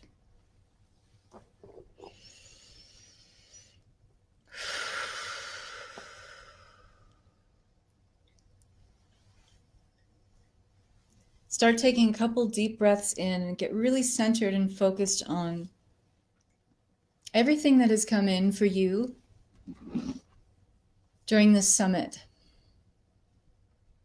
And just kind of doing a quick mental review of all the good energy that you allowed yourself to receive. You know, give yourself a little pat on the back for being so open, for being so receptive, for being so appreciative.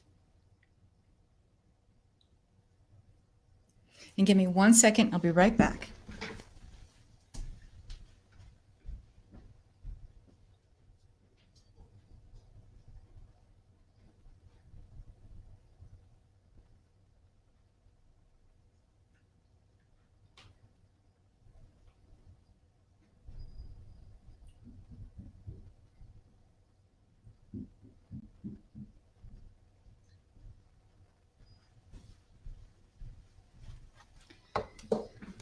Okie doke. You guys ready? You got your water?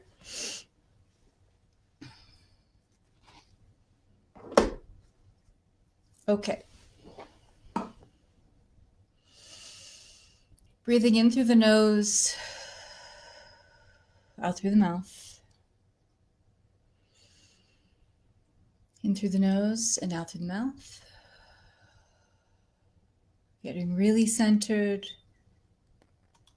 Finding your place of stillness.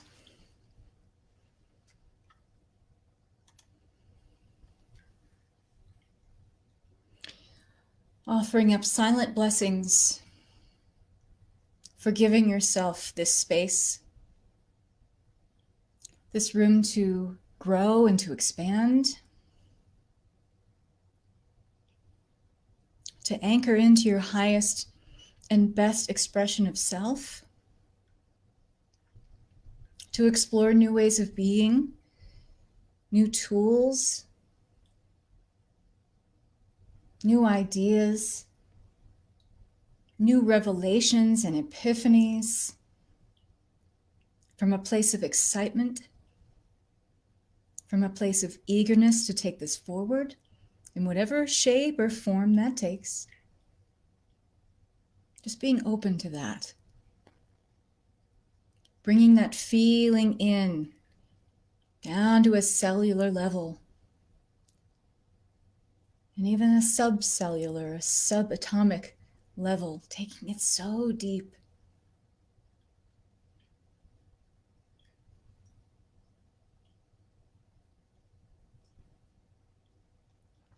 And calling in higher self, higher self, higher self. Bringing in that level of awareness. It's just a shift. You're always connected to your higher self. You're just shifting into that higher vantage point of awareness. Calling in all parts and pieces of you. Anywhere something in here might have triggered you or made you go out of your body, made you fragment from self, or disconnect or disassociate from self, I want you to call all of those pieces back, all of those fragments, all of those fractured threads of consciousness, calling them all back with full acceptance, forgiveness, love,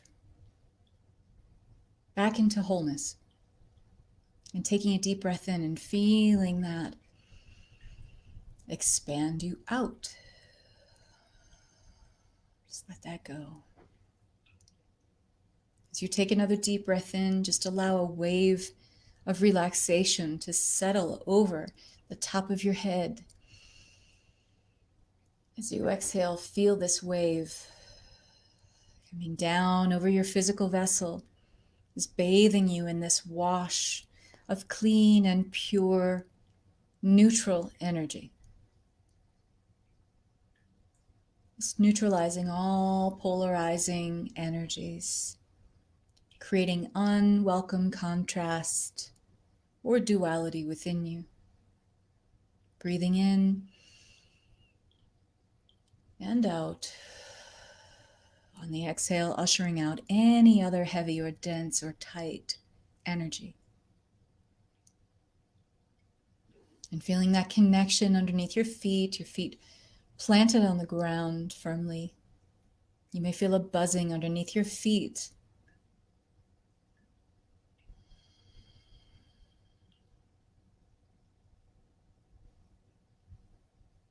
And you may feel a little bit of buzziness in your body. Just take another deep breath in. And as you exhale, ask that the volume be turned down on that. Your higher self turning down the volume on anything that feels too buzzy, too uncomfortable. Just feeling that lessen and recede.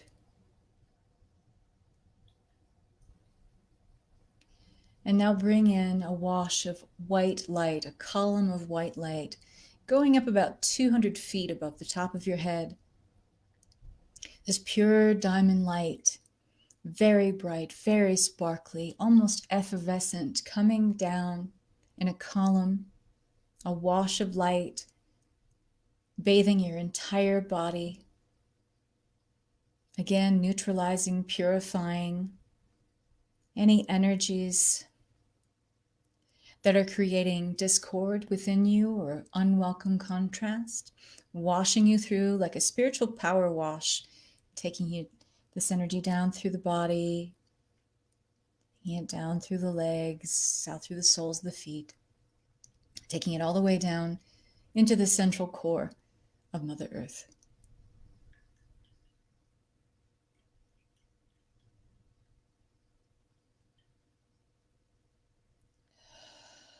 I am grounded, I am grounded, I am grounded. And now creating a circulatory motion, an oscillating current between the core of the earth and the top of this pillar or column of light.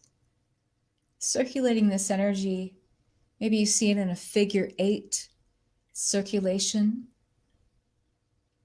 of energy coming up from the core of the earth to the column of light and then back down through the body, back into the core of the earth. And just circulating this energy at your own pace until you feel even more neutralized in the body, calming any and all anxiety or worry, anything that concerns you outside of this space can simply wait.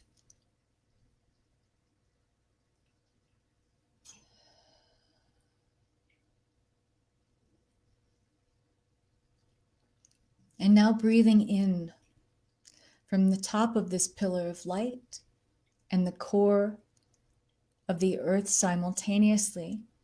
Take a deep breath in, pulling from both directions simultaneously and terminating on the exhale all of this energy in the heart. And doing that again, pulling from above and below simultaneously, inhaling and exhaling into the heart.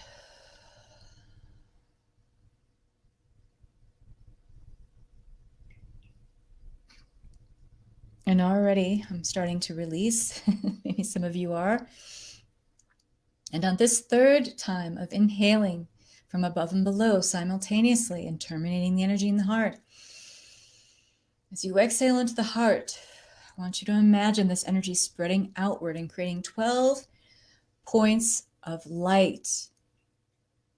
You in the center of these 12 points of light, creating almost something that seems like a vessel, a starship. I call it my eternal now starship. And these 12 points of light represent 12-dimensional trajectories of consciousness, 12-dimensional translations of consciousness. Just get a visual on what this 12D Merkaba looks like for you. It may feel like a starship. It may feel like you are inside a star. It may feel like a planet or planetoid. Maybe a quasar. Starship with a dashboard of controls and levers and knobs. However you see this, feel this, experience this is perfect and right for you. This is your unique Merkaba, meaning it is programmed to transmit and receive based on your unique energetic frequency and pulse of being. No one else can manipulate this. No one else can program this. Only you, and with the assistance of all of your galactic team and guides. So I invite you to call them in now. All galactic team members, guides, ascended beings and masters, star seeds, light beings of only the purest and highest integrity, coming forth, helping us to anchor the light. Seeing a lot of galactic council members and leagues showing up here, teams of ambassadors. Believe me, folks, they know exactly what we're up to in this summit, and we got 2 thumbs up. If they had thumbs, they'd be putting them up right now. We have our full-on cosmic cheerleading team here representing the councils and being ambassadors of the councils that bring the light, help us anchor the light, help us translate the light, help us decode the light. You're most welcome here. Thank you. And just letting this come in, just allow, even if this energy feels big or maybe unknown to you, and maybe you're calling in some new galactic team members that you're not familiar with, understand that as we evolve rapidly in our accelerated ascension process, we may be calling in new ambassadors, new team members all the time to help us with our unique issues or challenges or paths in front of us. Just like we call in different angels and guardians in this lifetime based on what is presented to us, we have different people assigned to us, entities assigned to us to help. And so this is that.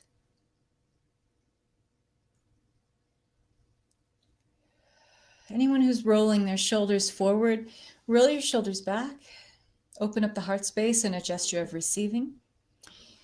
If you're having trouble receiving or allowing, but you want to allow and receive, simply place your hands in your lap with your palms facing up, rolling your shoulders back to expose the heart space. All gestures of receiving that have a universal translation of I allow, and taking a deep breath in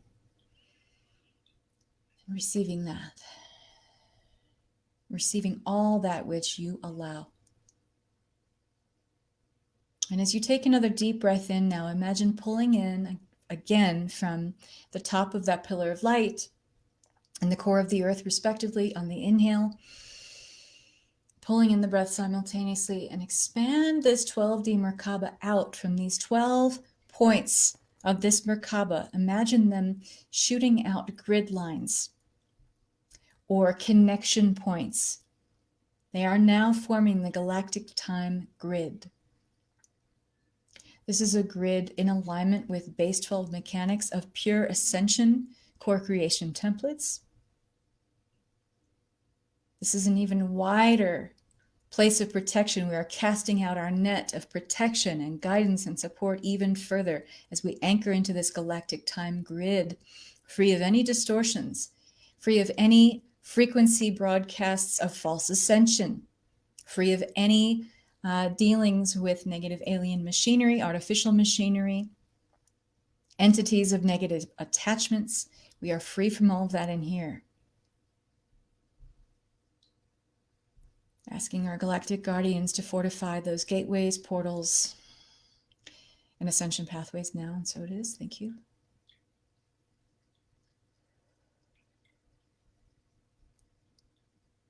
And again, however you see this, feel this, experience it, it is perfect and right for you.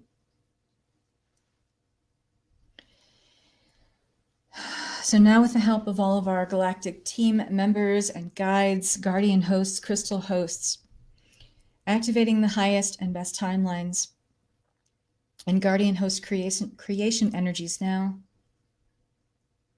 All 12D shields up and fully activated now.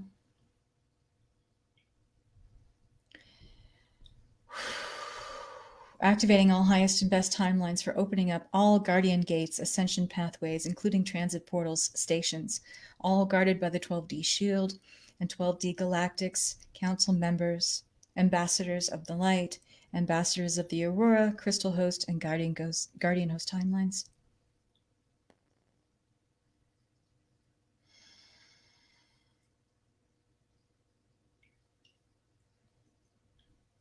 And this is open for all those exiting the planet. I feel tears coming right now. You may want to release here. What we're doing here is we are opening all these transit portals and stations for those leaving the planet right now. There are those who are opting to leave the planet right now. This historical timeline trigger event of the COVID-19, the coronavirus, provides a unique exit portal for many who have decided they are tired of the Earth timeline, the Earth plane, and they are ready to enact and fully embody their exit transit. We can hold space for these individuals. There are many people who are leaving this planet en masse right now. Believe me, this is a choice. It is something decided upon with their guardian teams. This is something decided on a soul level. We can hold the space for their exit transit in total integrity with the 12D shield up, guarded by the guardian host, the crystal host timelines, the Christus Sophia template, giving them safe passage for leaving the planet. And you may want to cry here. That's okay. I feel a little teary myself.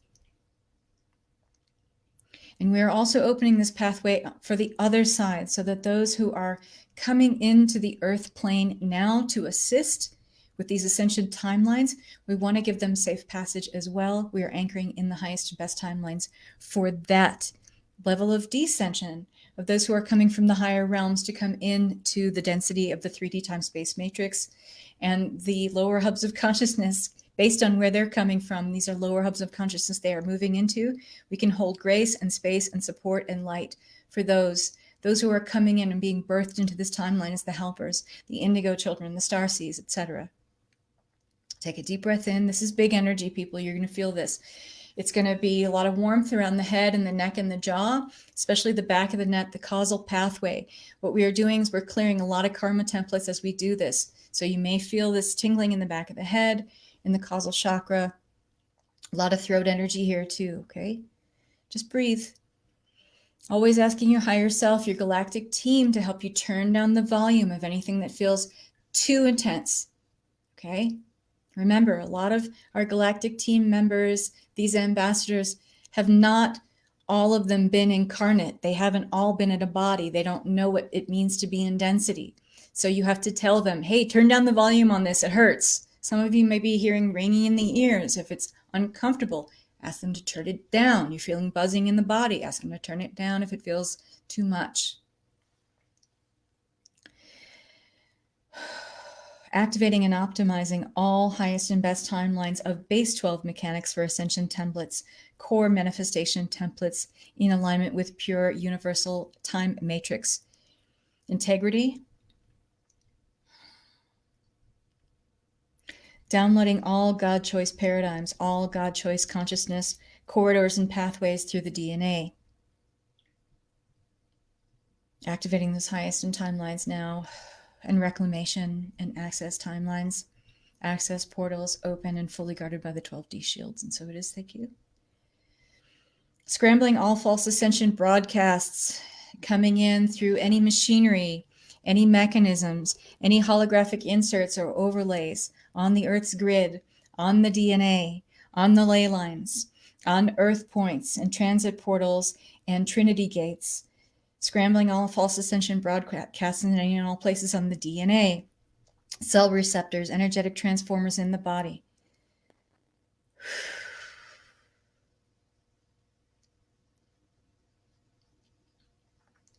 Activating highest timelines for base 12 consciousness corridors, fully guarded by galactic council members. Guardian host pathways open and guarded. Christos Sophia templates open and guarded. Core manifestation creation templates guarded by the ethos of the Christus Sophia templates, guarded and open. Anchoring the next highest evolution for humanity's mission to live in harmony with the new earth, with no contrasting or discordant energies or frequencies that makes one repel from the other.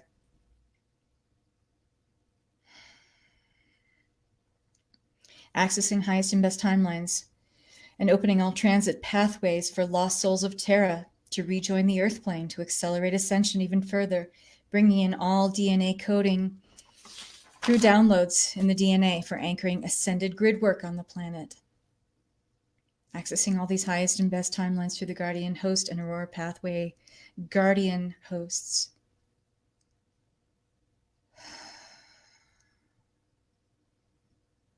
Activating the silver violet flame of Saint Germain now.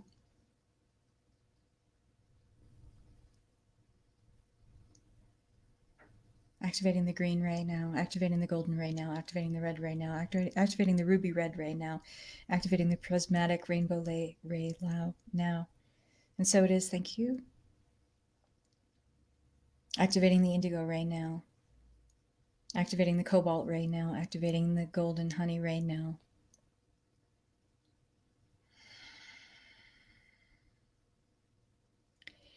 Activating all highest and best timelines for bringing in coding to the DNA and all Earth grids and ley lines for 5D and greater Ascension templates.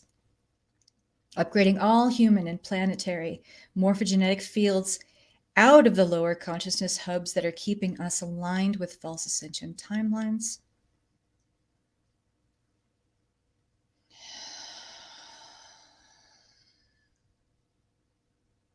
Clearing out all base 10 mechanics, false machinery and architecture now. All structures and mechanisms that drive the motor of that machinery now. And so it is. Thank you.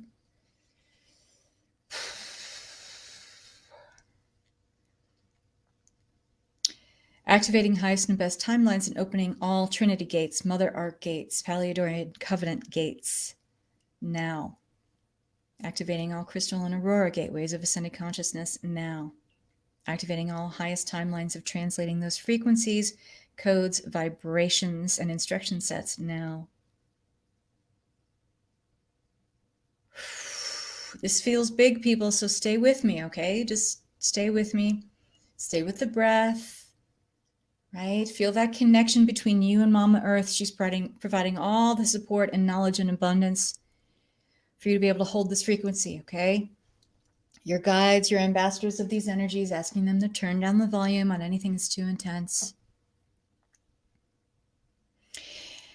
Whew. Activating all highest timelines for humanity's reclamation of original Terra timelines, Garden of Eden timelines, restoring air quality to full potency, natural rhythms of creation and destruction to full potency, restoration of religion to original integrity, and full reclamation of the codes of being the guardian keepers of that integrity, being the garden keepers of our original divine human blueprints, restoring all integrity to that, enacting those ways of being once again, bringing these memories up in cellular coding of where it's been wiped through artificial machinery, holographic inserts, seals, frequency fences, tags, implants, etc. And so it is. Activating highest timelines of reclamation of our human historical record through full restoration of all cellular memory that has been wiped through false ascension mechanics, false ascension mechanism, constructs, machinery, holographic inserts, holographic overlays, implants, tags, frequency fences, seals. Restoring that all now. And so it is. Thank you. Activating highest timelines for reclamation of higher self and oversoul avatar templates. Restoring and activating, reactivating psychic and supersensory capabilities, highest abilities for discerning soul truth. Highest abilities for discerning the truth between false ascension matrix machinery and true organic ascension matrix machinery. And so it is. Enacting all of those codes, restoring them to full integrity and cellular coding in the DNA now, restoring all instruction sets for divine human blueprints now.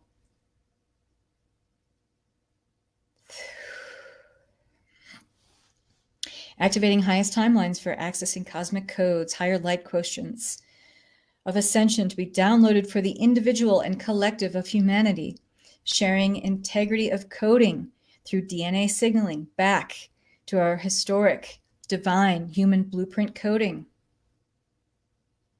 Ability to signal through the DNA, the ascension, true organic ascension template coding. Restoring highest timelines of that now. And so it is. Thank you.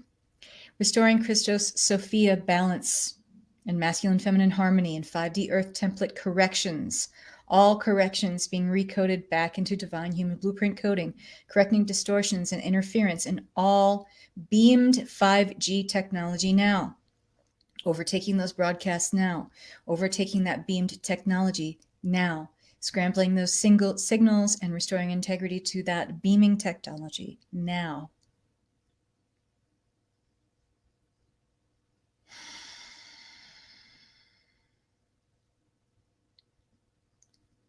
Scrambling all reptilian hive mind consciousness broadcasts, all signals and frequencies, transmissions, scrambling them, distorting those codes, dismantling those codes now.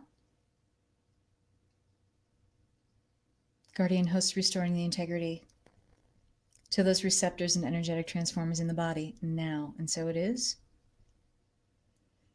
Okay, that's big. So just breathe, guys. Just breathe in. This is a lot of energy to take in. I know you guys can do it. If this feels too big, you can come back to it. Okay.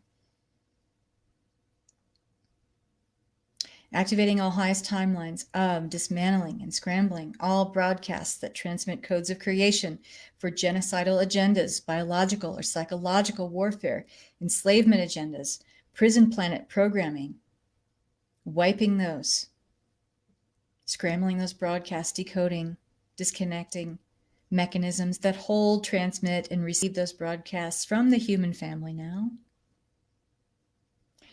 Restoring full integrity to and distortion-free signaling of Galactic Council and Guardian Crystal host transmissions of light coming into the Earth's morphogenetic fields, activating highest timelines of restoring those now. So it is.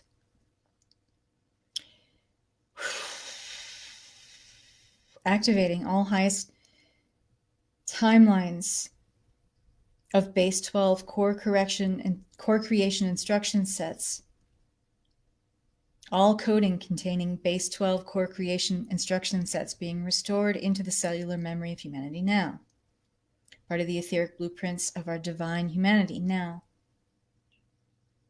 Activating highest timelines of protection, fortitude, strength, health, vitality, discernment for all and any people on the front lines of healing those affected by COVID-19, coronavirus, doctors, nurses, volunteers, first responders, firemen, even those who are required to show up to work to help others, those who work in the drugstores, those who work on your auto, those who come to you for roadside assistance, those who are the grocery store clerks, those who are in customer service personnel, and any and all career paths aligned with that.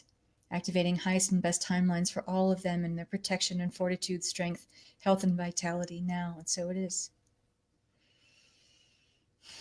Activating highest and best timelines for all those grieving on the planet with the loss of family and friends to regain their strength and vitality.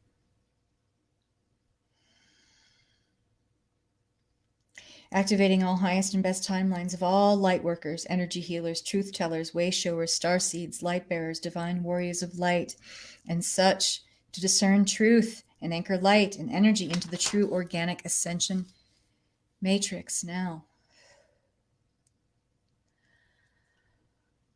I want you to take a deep breath in.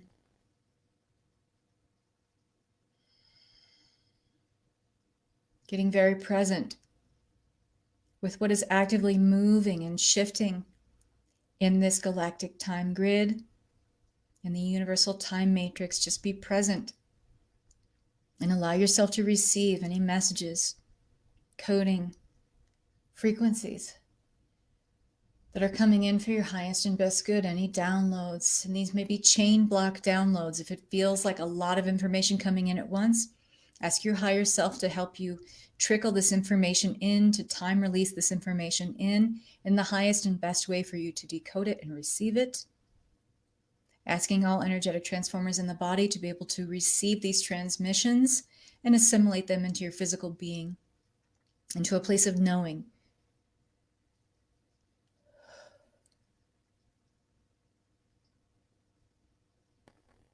And just being with this energy, just allowing yourself to expand into the space. This is a lot of energy. Let it settle. Let it go where it needs to. Give yourself this space to do that.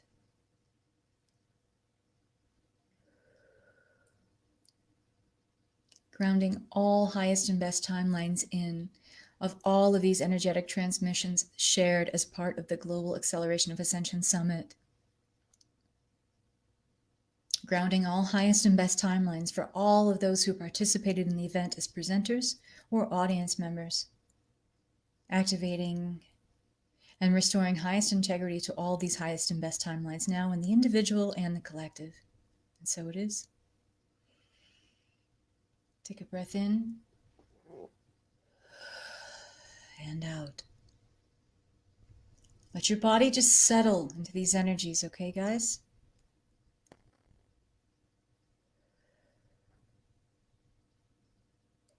And let this energy settle into you.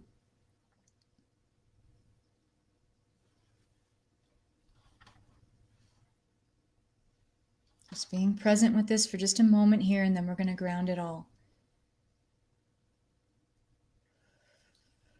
Any additional messages, downloads that you would like us to know individually?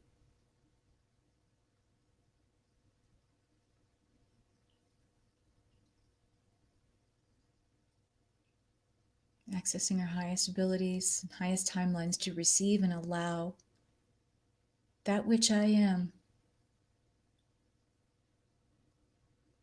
the divinity I already am, The divine human, I already am.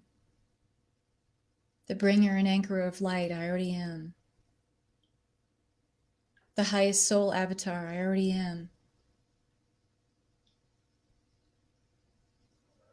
Let that expand out into the galactic time grid. Ask that all of this coding be implanted inside your 12D Merkaba. So anytime that you bring yourself into this protective space again, it's all coded with this energy. It's all received and logged and documented and stored here inside your 12D Merkaba. Activating that for all here, all watching the replay now.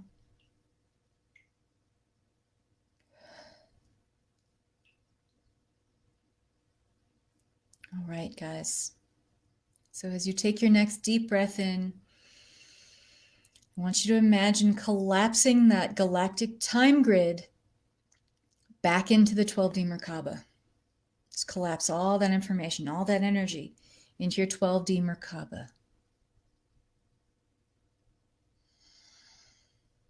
As you take another deep breath in, imagine collapsing your 12D Merkaba back into your heart. On the exhale, you just collapse that in there. On your next deep breath in, if you're feeling lightheaded, maybe don't breathe so deep, okay? Breathing in, collapsing that column of light from above and collapsing that into the heart space. And running this energy down into a current, a tube or a column of light, taking this down through the body, out through the soles of the feet, going through the Earth Star Chakra, going through all the layers of the earth, through dirt and rock and crystal, and accelerating, picking up velocity as it moves down into the core of the earth.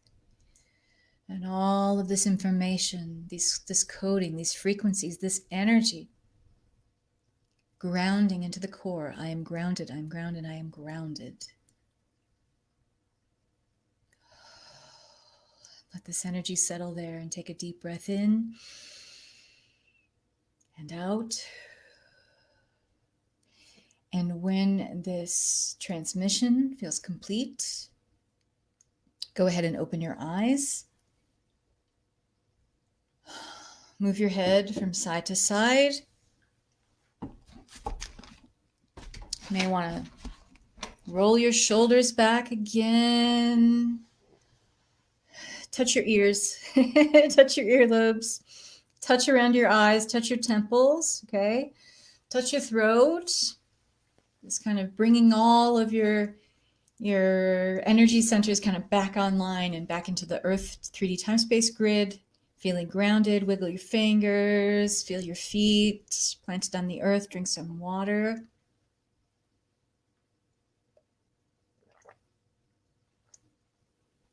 You're going to want to drink a lot of water. I know it's late for some of you guys here, and you'll probably be up all night excreting, but you're going to need a lot of water.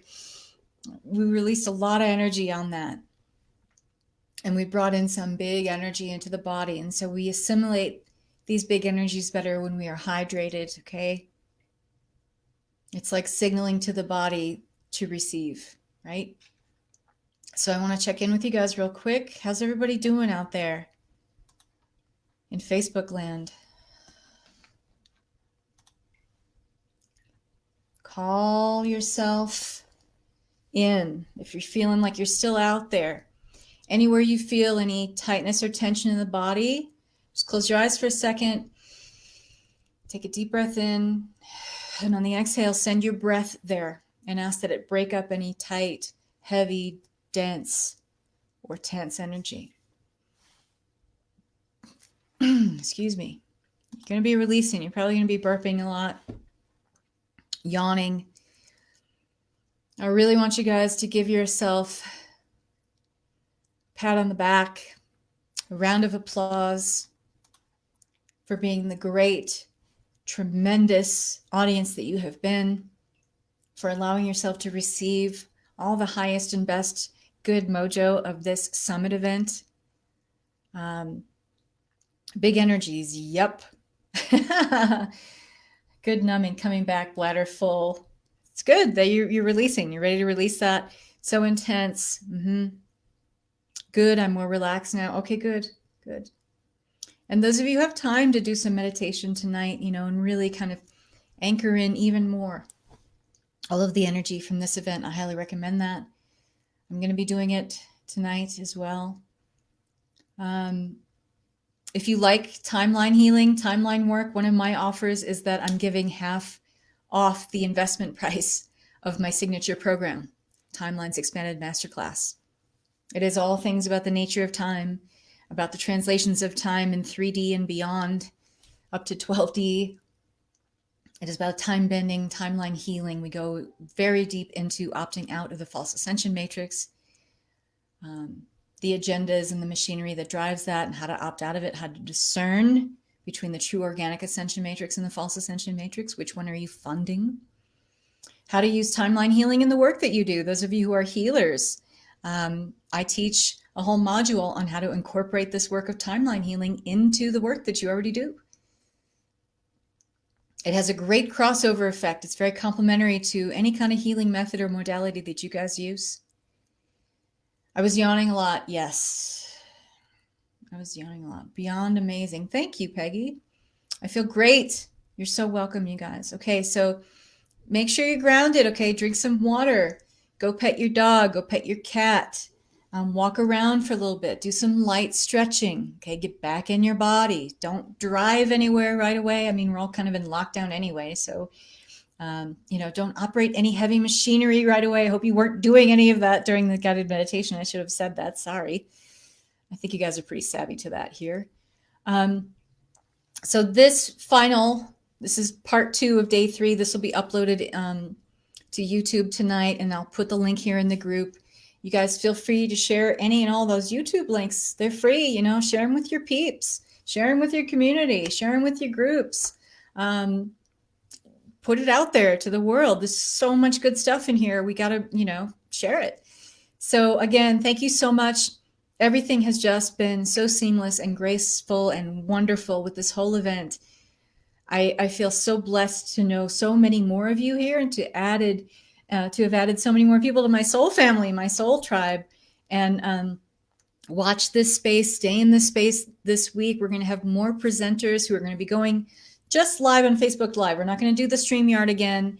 They're just going to be going live in the Facebook group. So if you're watching this from my public page and you're not in Global Acceleration of Ascension, I'll still be adding people into the group if you want to check out more great stuff this week from, people offering up more spiritual teachings, healings, and practices. Okay. I'm so grateful too. I can't say that enough. So appreciative of all of you here. So much love and peace for you all. Bye-bye.